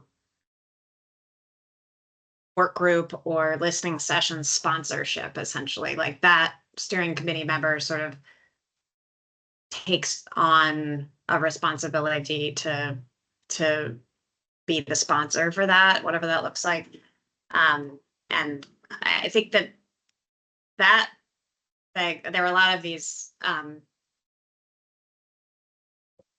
topics that track back to the governance stuff, but in the skills matrix, then we would want to make sure, though, if we're tasking members with sponsoring a particular event, meeting, listening session, or work group, that we have like the right, not too many, and the right range of topics that they would be responsible for bringing forward. So I'll leave it there. It's great. Well, in the interest of time, I want to keep us moving along unless there's anybody else has like a real burning comment regarding that last one regarding the quarterly listening sessions, or however frequent. I do. I just wanted to mention please. that I talked about this with Jackie a long time ago when she first started. I've always thought that we should all try to figure out how to maybe more effectively engage our own, like the constituents that occupy our individual spaces. I think, we have Kelly and Voba with the business community, and she does this incredible job of bringing those people together. And then we do have the VTGC group for trails in general, but I think there's value in even kind of breaking that up into subsets and, talking about water access for me, or talking about, there's like all the mountain biking groups, I guess, have their own forum through, maybe it's just, for me, it feels like I would love to have more of a forum with more people who work specifically on the stuff that I work on. And I always kind of lament that I don't have the space, a space created to do that more. It does feel like that's improving with the more active engagement that VTGC is managing. So it could be that that's really the forum that is becoming much more effective and is so I guess what that does bring up is the question of, are these happening outside of, is this network already fomenting in various groups that VOREC should certainly be hearing from, as we do in the meetings, but does VOREC have to lead it, or does VOREC have to just appreciate that that's part of the network? Tapping into what's already happening. Yeah. And I think we are, but kind of acknowledging that maybe we don't need to do more on that. I started out thinking that we should do it, and now I'm kind of thinking, well, actually, it's kind of already happening. So, right. Or Carrie, does it shift a little bit to, well, we have it under low effort, high impact already, but is it low effort because we're connecting with these groups who are really leading in those areas? Yeah, and I do think that one of the most important things of any network is to not take on the responsibility of doing all the networking as the central hub. You have to kind of decentralize the work as well as include all the people, because otherwise you can't get it all done with one central, just you can't have only one central brain. You have to connect all the multiple brains that also connect the brains. And go where everybody is, where they're convening, where they're gathering.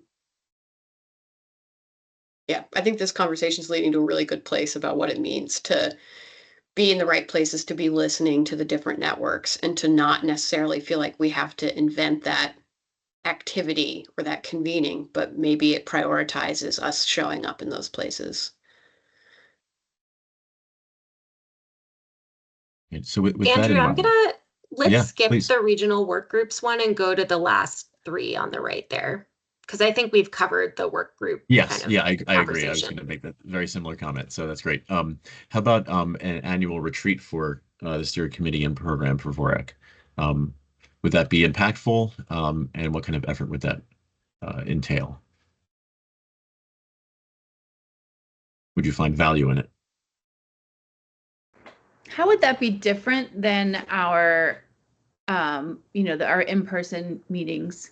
Or could we use one of the in-person meetings to focus inward instead of focus? A lot of our in-person meetings focus outward into regions and, specific locations. But yeah. Yeah, this would be less of an addition and more of a refinement of how we operate. This is, on an annual basis at the end of the year, looking at our accomplishments, looking at our goals for the upcoming year, looking at our budget and work planning where I spend my time. So it would be more of a sort of convening of us to look specifically at the wrap up of the year we've just finished and a look ahead at the year to come, to talk about, where we're spending our capacity and time. I like how you described it as sort of a refinement, because I do think this is happening. We're work planning and budgeting on a regular basis. Those conversations take place traditionally between Jackie and I, and now more so with Heather being involved. And what this is suggesting is, do we want the steering committee to have more line of sight and potential influence over how that work plan takes shape, understanding of the resources needed and the efforts being made to obtain those resources to be able to do that stretch work? So if it's a refinement of something that's already happening. Oh, go ahead, please. I'm sorry to talk over you. No problem. One of the things that this infers to me is relationship building in a way that strengthens the core committee. And so, and particularly when you combine that with kind of repurposing our time, that makes a lot of sense to me. And then I think ahead around, continuing to have new members roll on and roll off. I think all of us having a relationship, building our relationships, understanding who's on the committee, making those connections, like that, to me, that's invaluable. And along with an annual moment where we're reflecting and then also looking forward. It could have a fairly high impact. And it would be, I think, kind of a low to medium effort. It probably more low, given the fact that it's something, that moment for us is something that we already plan for, or that time, I guess. I totally agree. Yeah, thank you.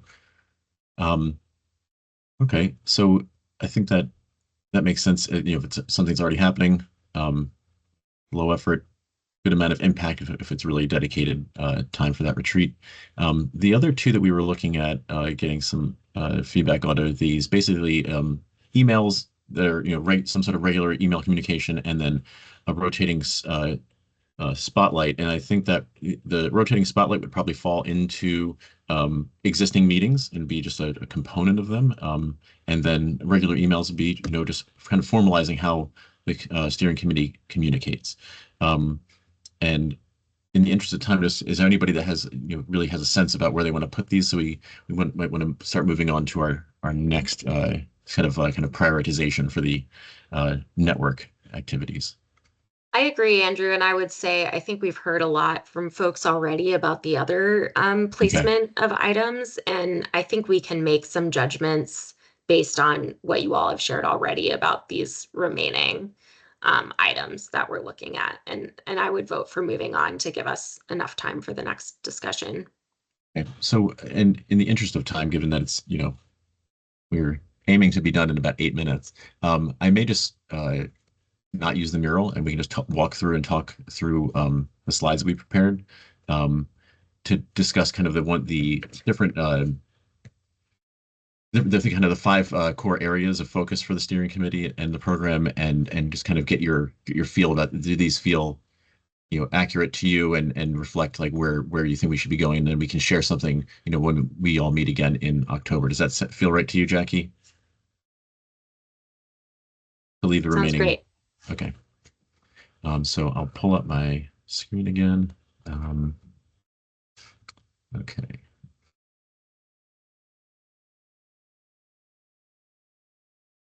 We'll try to move relatively quickly through these, but That look all right to everyone? Yep. Okay. So these are the outward facing kind of program deliverables or network services. It's a little bit large on my screen. Hopefully you can read all those. But one of the areas of the five core areas, like Jackie mentioned earlier, storytelling, policy, data, technical assistance, and funding and grants. The one that had the most input so far from all of you over the last few months was storytelling.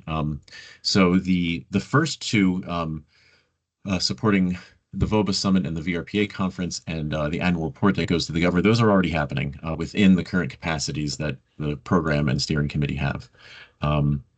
The tabling at partner events and the like kind of developing some like one pagers or videos about the outdoor recreation economy. Those would be new ideas, but in past conversations, it was expressed that these were within the capacity of what the steering committee and the program have already.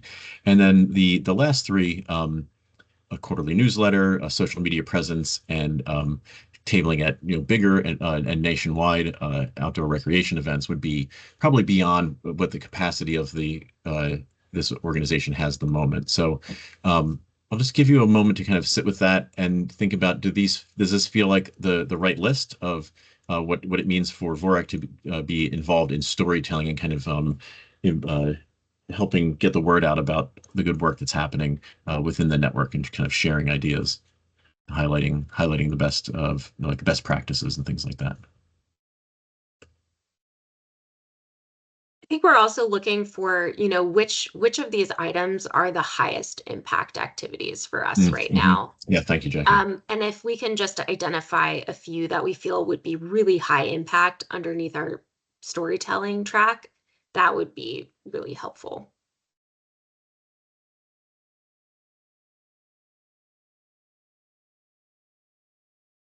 I just got a clarifying question. I'm curious about the annual report to the governor, and I'm wondering what is the reporting currently? Or like what are the avenues and formats currently? There isn't a consistent format, Shelby. This is something that we're tasked with under the executive order. We did do for several years, and the past couple of years it's been we haven't been able to because of capacity and the lift with the grant program work. So it is something like we're going to do this year, we're going to do moving forward. But the format is something we need to nail down. I think looking to examples, just as you suggested earlier, Shelby, WeLab, the Working Lands Enterprise Board, does a really good job of producing an annual report that's both of interest in the way that it communicates accomplishments and needs to the governor, but also really effective in sharing out to the public. To Abby's point, if we look to some of those examples, we could come up with something that has sort of multiple impacts. That's helpful. And with that being said, I'm not supportive of a report for report's sake, but I'm super supportive of getting consistent and comprehensive messaging to the governor's office. And I think that if you design the report in such a way that it can be repurposed, feeling accountable for a consistent set of messages and deliverables within that annual report is very mobilizing, I would think. And so there's a lot you back out of that kind of a thing. And it makes, and in the process, I think, of producing that annual report, there's probably a lot of positive coherence of back channeling that can, help send the desired messages to the governor's office that, are needed, at both pain points and successes and needs. So to me, that seems like a pretty potentially powerful organizing single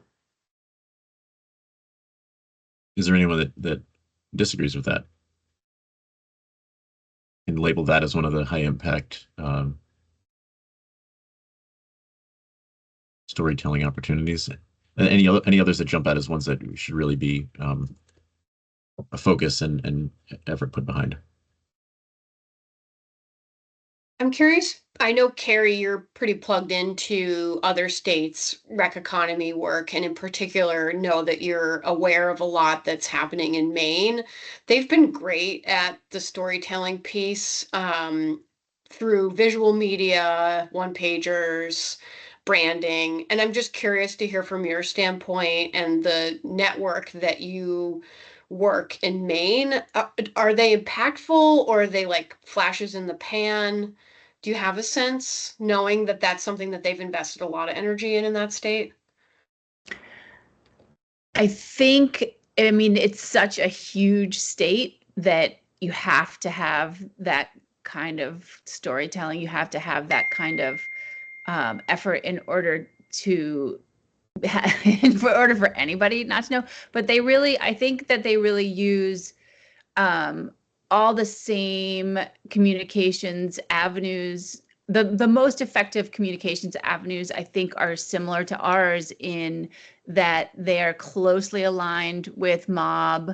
You know, they're closely aligned with the trails groups, and it's through the kind of network of networks that the real connectivity happens. And then, like us, the Mo's conference that they do every year is a very strong and important place where all of the different players come together and engage collectively. I think their trails committee, their trails network is even less developed, I think, than ours. And ours has been latent, but it's really emerging with what I feel like is a lot of strength. And I think that we're ahead of the game on that front a little bit. I do worry. I worry about, too many newsletters and too many, so I think if whatever we do from like a newsletter or a social media perspective really needs to be pithy, and it needs to be able to be consumed in 3 minutes or less. And it needs to, have a headline that leads somebody into a rabbit hole if they want to go there. But we need to really focus on, I mean, the information saturation in the world is just endless. And one of the things I would say is I mostly only read the headlines that I get out of Maine, and that's how I know, mostly what's going on. And then I have direct and important relationships with deeper networks that are, directly applicable to my work. And then through those, I think it's very similar. I do think that strengthening the travel and tourism piece of the VOREC conversation is super important. Carol Ann is from the tourism sector, and she operates in that mindset and in that collaborative mindset all the time. She really gets data, and she really gets communication, and I think that's her strongest suit. And so for us, I think cultivating and strengthening the role of travel and tourism in this, I think would be beneficial from that perspective. That's really helpful, Carrie. I was thinking like what you're describing right there versus like the video on the BEA numbers that they produced, and just how,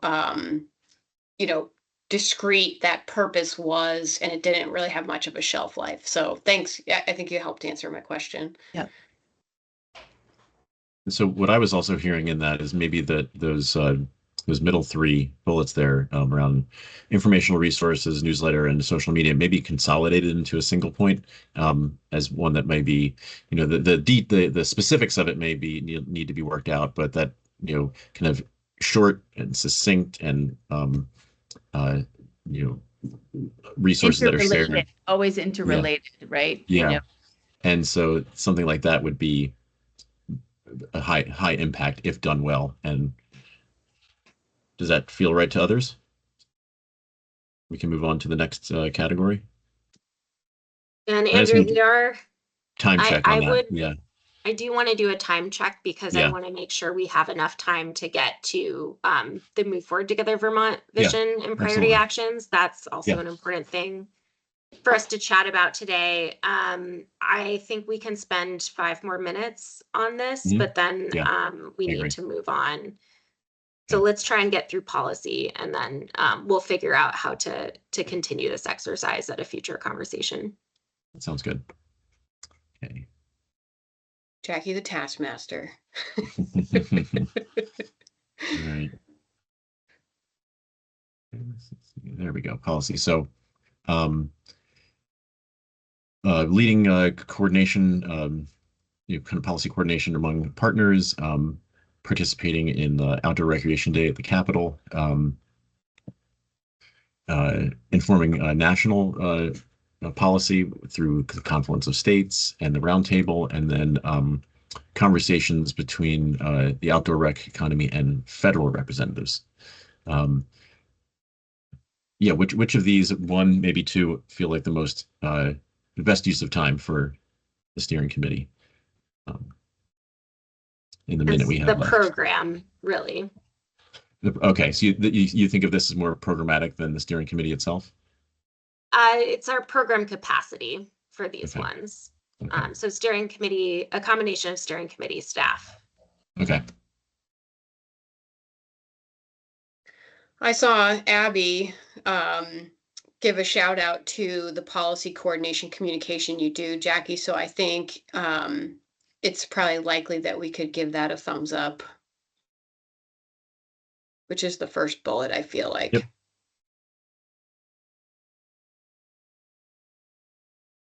Any others stand out as high value before we wrap up?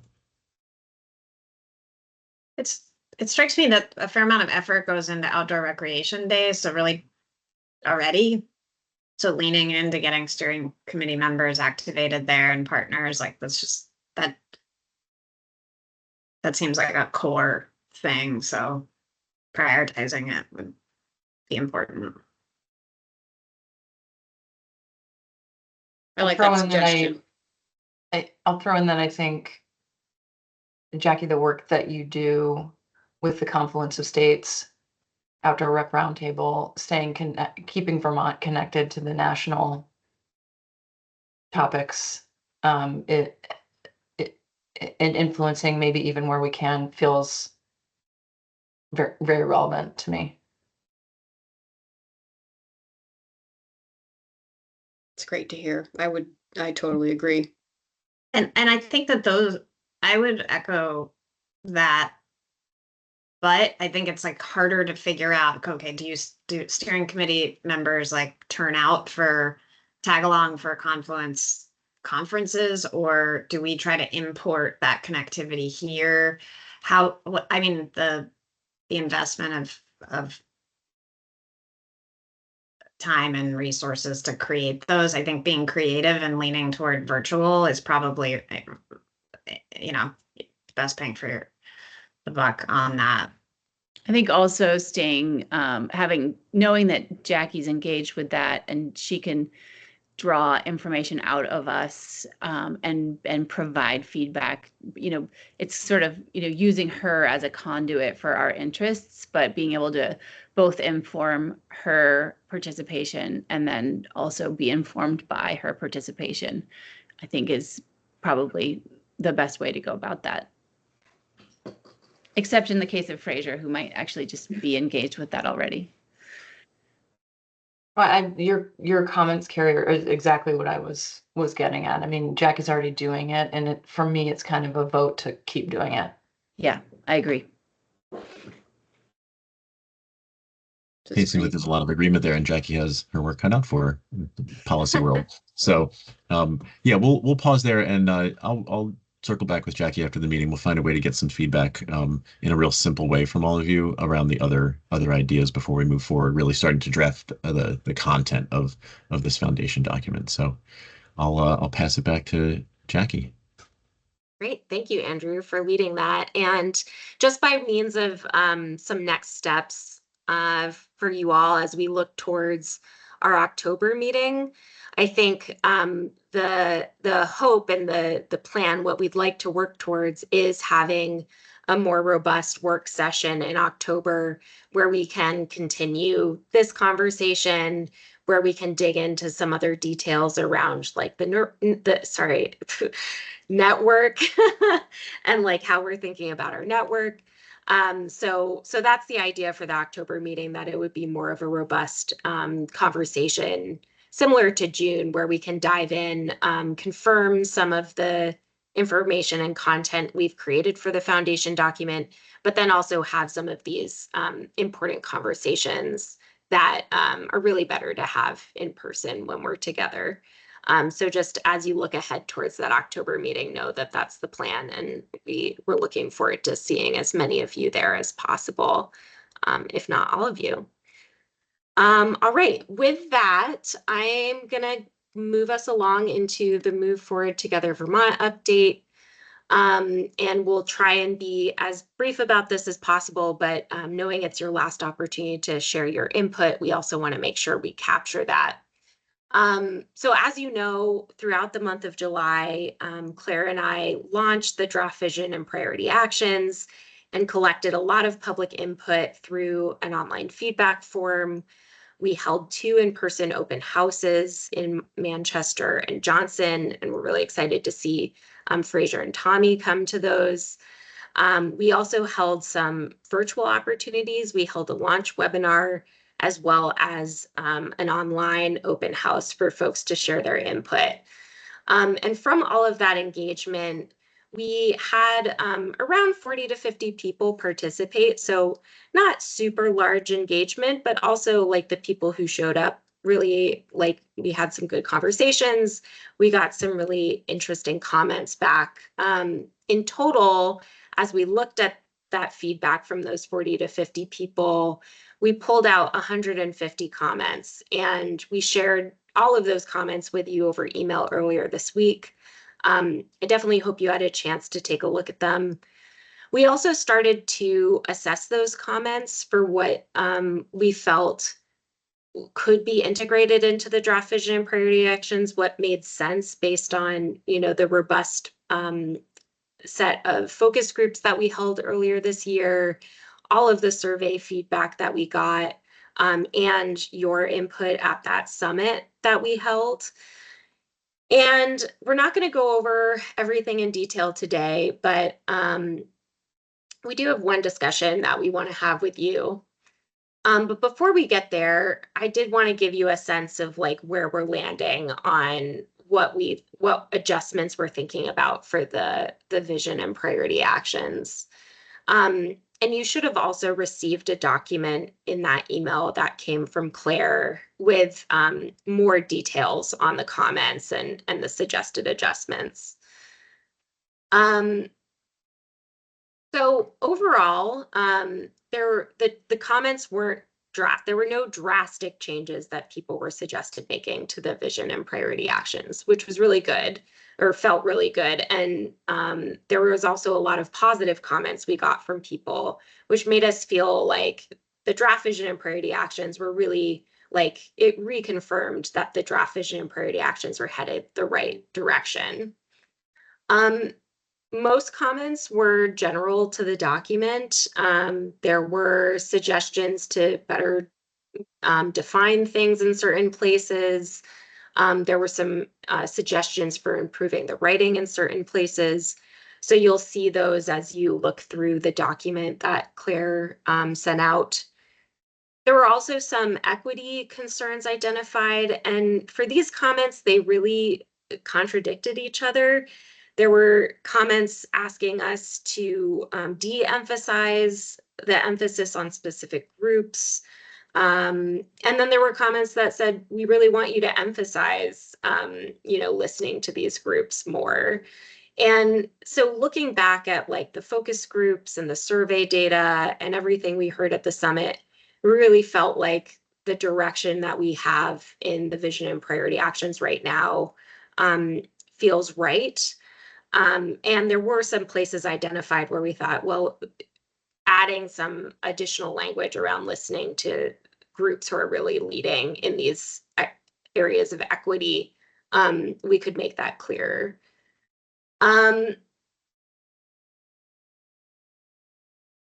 So then that brings me to more of calling out the big things that we identified, or the bigger things, because like I said, there weren't any drastic changes.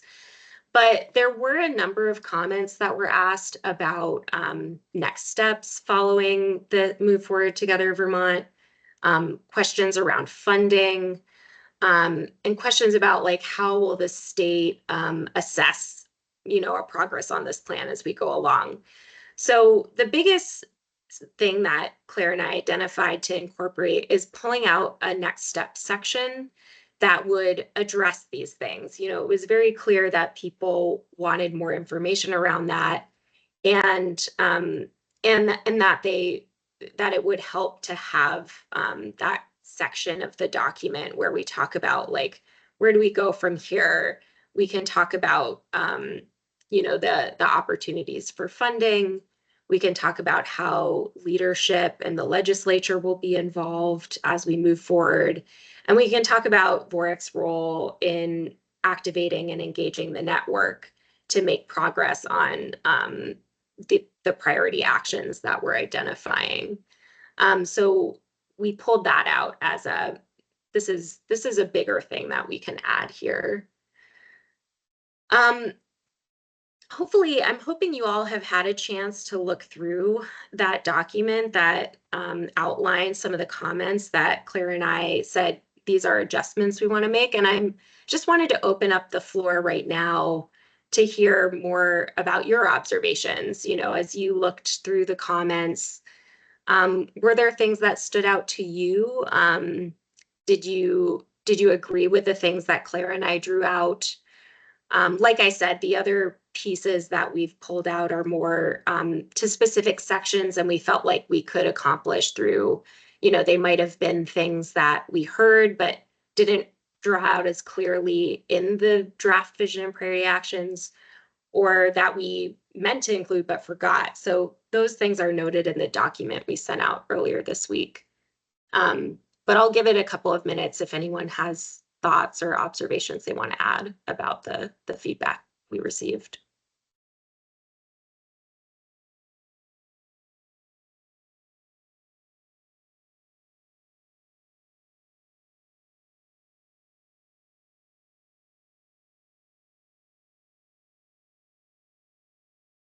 Okay. Well, I'm not hearing any. And certainly, again, if you haven't had a chance to look at that document that we sent out, it was on Tuesday. It came from Claire. We are taking your feedback through COB Monday. Oh, thanks, Fraser.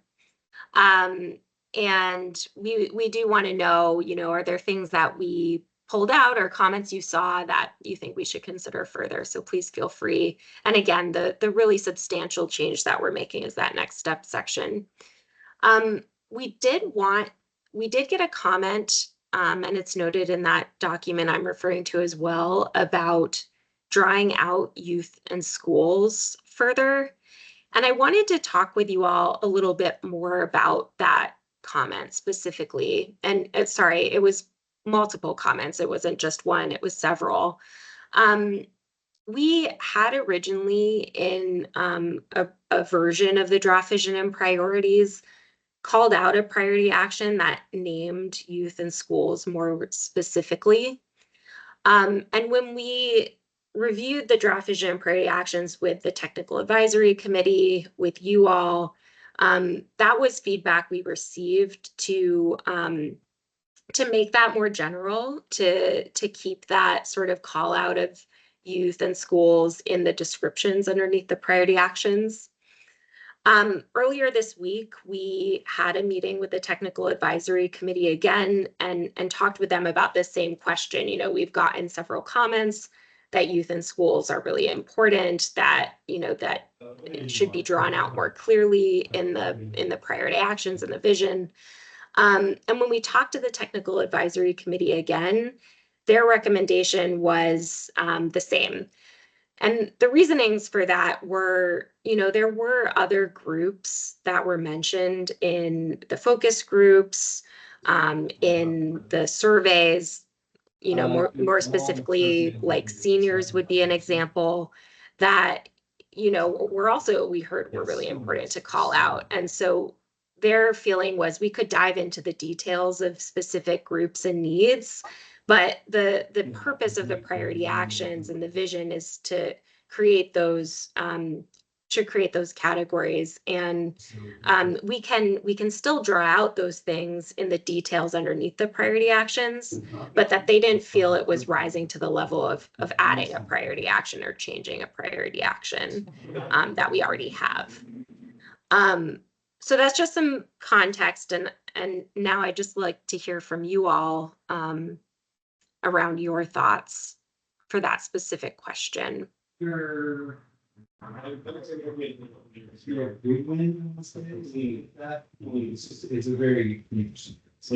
some background noise as well. It might be you, Shelby, I'm not sure.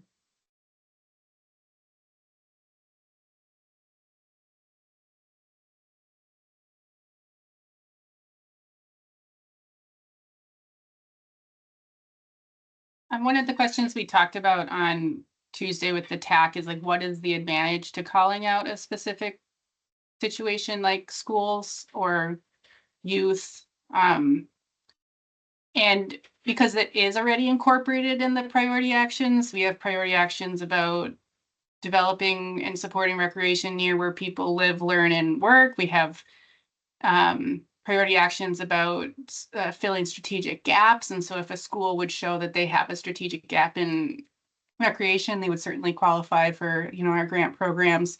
So like, what would be the advantage? And I think the advantage is just really a messaging and communication that this is a priority for the Move Forward Together Vermont. So it wouldn't necessarily open up more funding or open up, because like we said, the schools and youth are certainly as part of it, but by calling them out, it shows that this is a priority for the state. And it kind of singles out a priority over the other populations or areas. And so that's what the TAC, as Jackie said, didn't really feel like overall, they didn't support calling it out because they felt it was incorporated well enough, and the population of youth and schools would still have access. Like, we're not precluding access to anything because they are included in the priority actions, but we're not calling them out. So that's just a little bit more of like, what does this decision mean? It really means like we are stating that they are a priority, maybe above some other populations, or we are incorporating them among all of these other populations.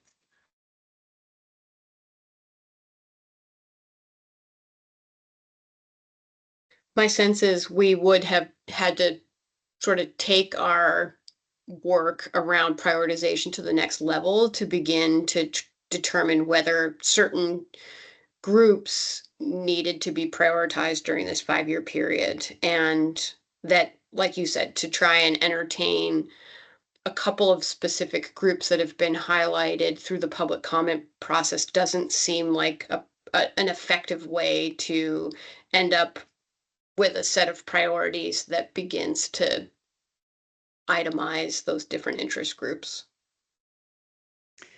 I don't necessarily want to, I'm not necessarily advocating for including it, but it does send a message that, foundationally, we want Vermont, like forever in the future, to embrace and embody an outdoor recreation community, like communities that, embrace and engage and can support outdoor recreation. I mean, when your youth are all engaging in all of these activities, that's when it's sort of it's the full scope of the population, and making sure that gets carried on. When the ski industry wanted to make sure that people in the northern part of in the Northeast continued skiing, they put ski programs in the schools that were close to the mountains. I grew up, skiing at Waterville Valley every Friday because that's what my school did. And that was a concerted effort of the ski industry to, insert themselves into public education and that sort of thing. So, and one of the things that I felt bad I couldn't be there in July, but one of the things that kind of came out for me when I was reading is a specific statement that we want outdoor recreation to kind of be one of the core identities of Vermont.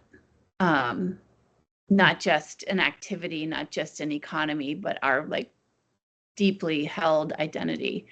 And that certainly prioritizing youth would be a way to dig into that more deeply. Right now there's a whole lot of soccer and not that many outing clubs. I think that if we could invest in outing clubs across the state, that would actually be pretty sweet. I don't know, how many outing clubs are there across the state of Vermont? We need Teens to Trails in Vermont.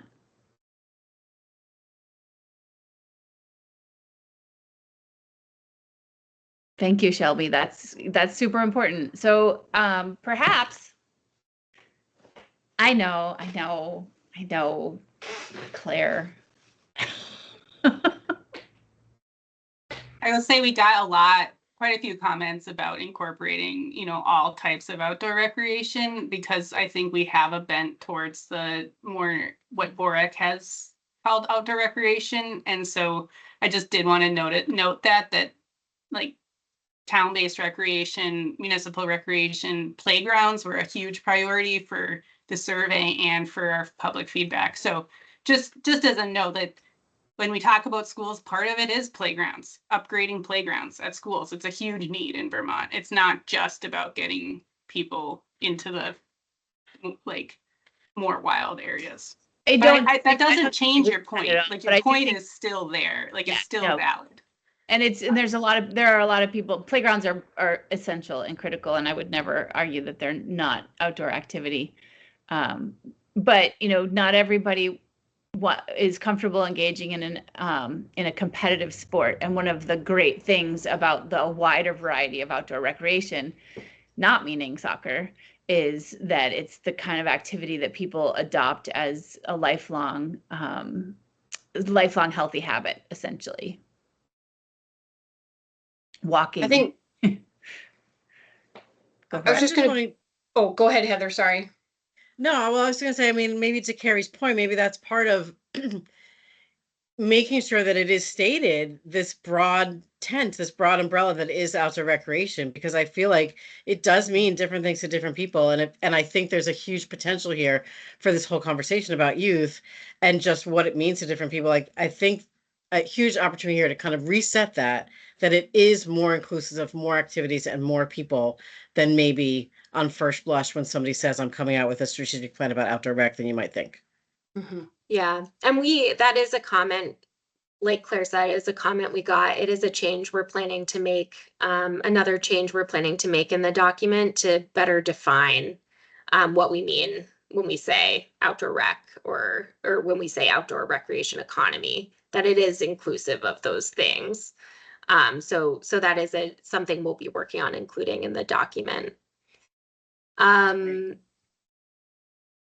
This is really helpful. I am noting we have just a few minutes left. To summarize what I've heard, I don't know that I've heard anything contradicting the conversation we had with the Technical Advisory Committee, but I think I'm hearing a reinforcement to really in the descriptions where we can draw out youth in schools, which is in line with what we heard from the Technical Advisory Committee. Does that sound right to folks who are left on the call? Am I getting that wrong? We're not calling for pulling out a separate priority. No, but I do think that youth should be strong in the descriptions, I guess, is probably, I think that's the better way to go about it. Great. All right. Sounds good. Thank you all. And like I said, next steps from here, Claire and I are going to be integrating our suggested adjustments into the vision and priority actions. We're going to be working on that next week and aiming, well, our deadline is Friday next week. So if you have any remaining feedback that you want to share with us for consideration as we move forward with making those adjustments, please send those to us by COB Monday, because we will be working next week on getting through all of these adjustments to the vision and priority actions. From here, just so you have a little look ahead at where we're going, the Claire and CRO planning and design. And Claire, I see you have your hand up. Are you? Yeah, can I Did you want to just add something? Yeah, interject really quickly before we go to next steps. When you guys are thinking about whether you might be able to give us some feedback, like it's also like we definitely noted that reading it again after being really involved in drafting it in June, like we saw some gaps that we're going to be putting in both because of public feedback and because of, you know, what we saw. So if you guys have comments beyond my email about public feedback, please send them along to us. Not just about like whether to include a comment from the public or not. Great. Thanks, Claire. Can I ask a clarifying question on that? So I know there was like a Word document with the summarized feedback. Was it that? Which I looked at, but did you include the latest draft in that same email that that's what we should revisit? No. Okay, So what should we revisit? And maybe you could just include that in the meeting recap materials. yeah, and so all of the draft vision and priority actions that people commented on are on the Move Forward Together Vermont website. There's also a downloadable version, and I think Claire just dropped a link to that in the chat. So that's what to look at. There's a lot of detail we've created for each priority action on that website. So if you prefer to look there instead of the downloadable document, that'll show you what people were commenting on. And I would recommend that be the you look at the website while you're reviewing the comments to see for some context for what those comments were. Great. So, and definitely feel free to reach out to me and Claire directly with any questions. So heading into just a quick look ahead, because I know we're at time, and I can also send these out through email if people have to jump off. But we're working from here to create the SCORP report. That report, as a reminder, is what we're required to send to the National Park Service. Claire and CRO Planning and Design are going to be working on that report, and with the goal of getting the content drafted by mid-September. From there, we're going to put it into graphic design and create a really nice graphic report by early October. And that will be reviewed internally before it goes to the governor in early November. The goal here is to finalize and send that report to the National Park Service by early December. Meanwhile, we'll also be working, as we've been talking about, thanks, Carrie, on the foundation plan, our expectations for VOREC.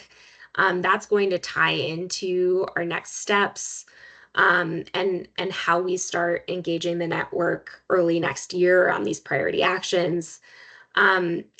And I think you all will be interested to know there is some remaining budget in our contract with CRO Planning and Design to develop some outreach and communication materials. So we'll also be working on framing out what are those materials that will be most useful. What are the really critical messages to take from the vision and priority actions to start socializing the vision and priority actions and the outcomes of Move Forward Together Vermont early next year and really throughout the year. So with that, thank you for the extra time that you've spent with us today. We really appreciate it. I got so much out of the discussions that we had with Andrew, and we'll be working on, how do we get feedback from you all on the other sort of tracks of our work that we've identified, and the next steps for the foundation document, as well as updates on the vision and priority actions. So thank you all. I hope you enjoy the rest of the sunny day and have a great weekend. Thanks, you. everybody. Great to Take see care, you. everyone. Take care. Bye-bye. See you in Bye. October.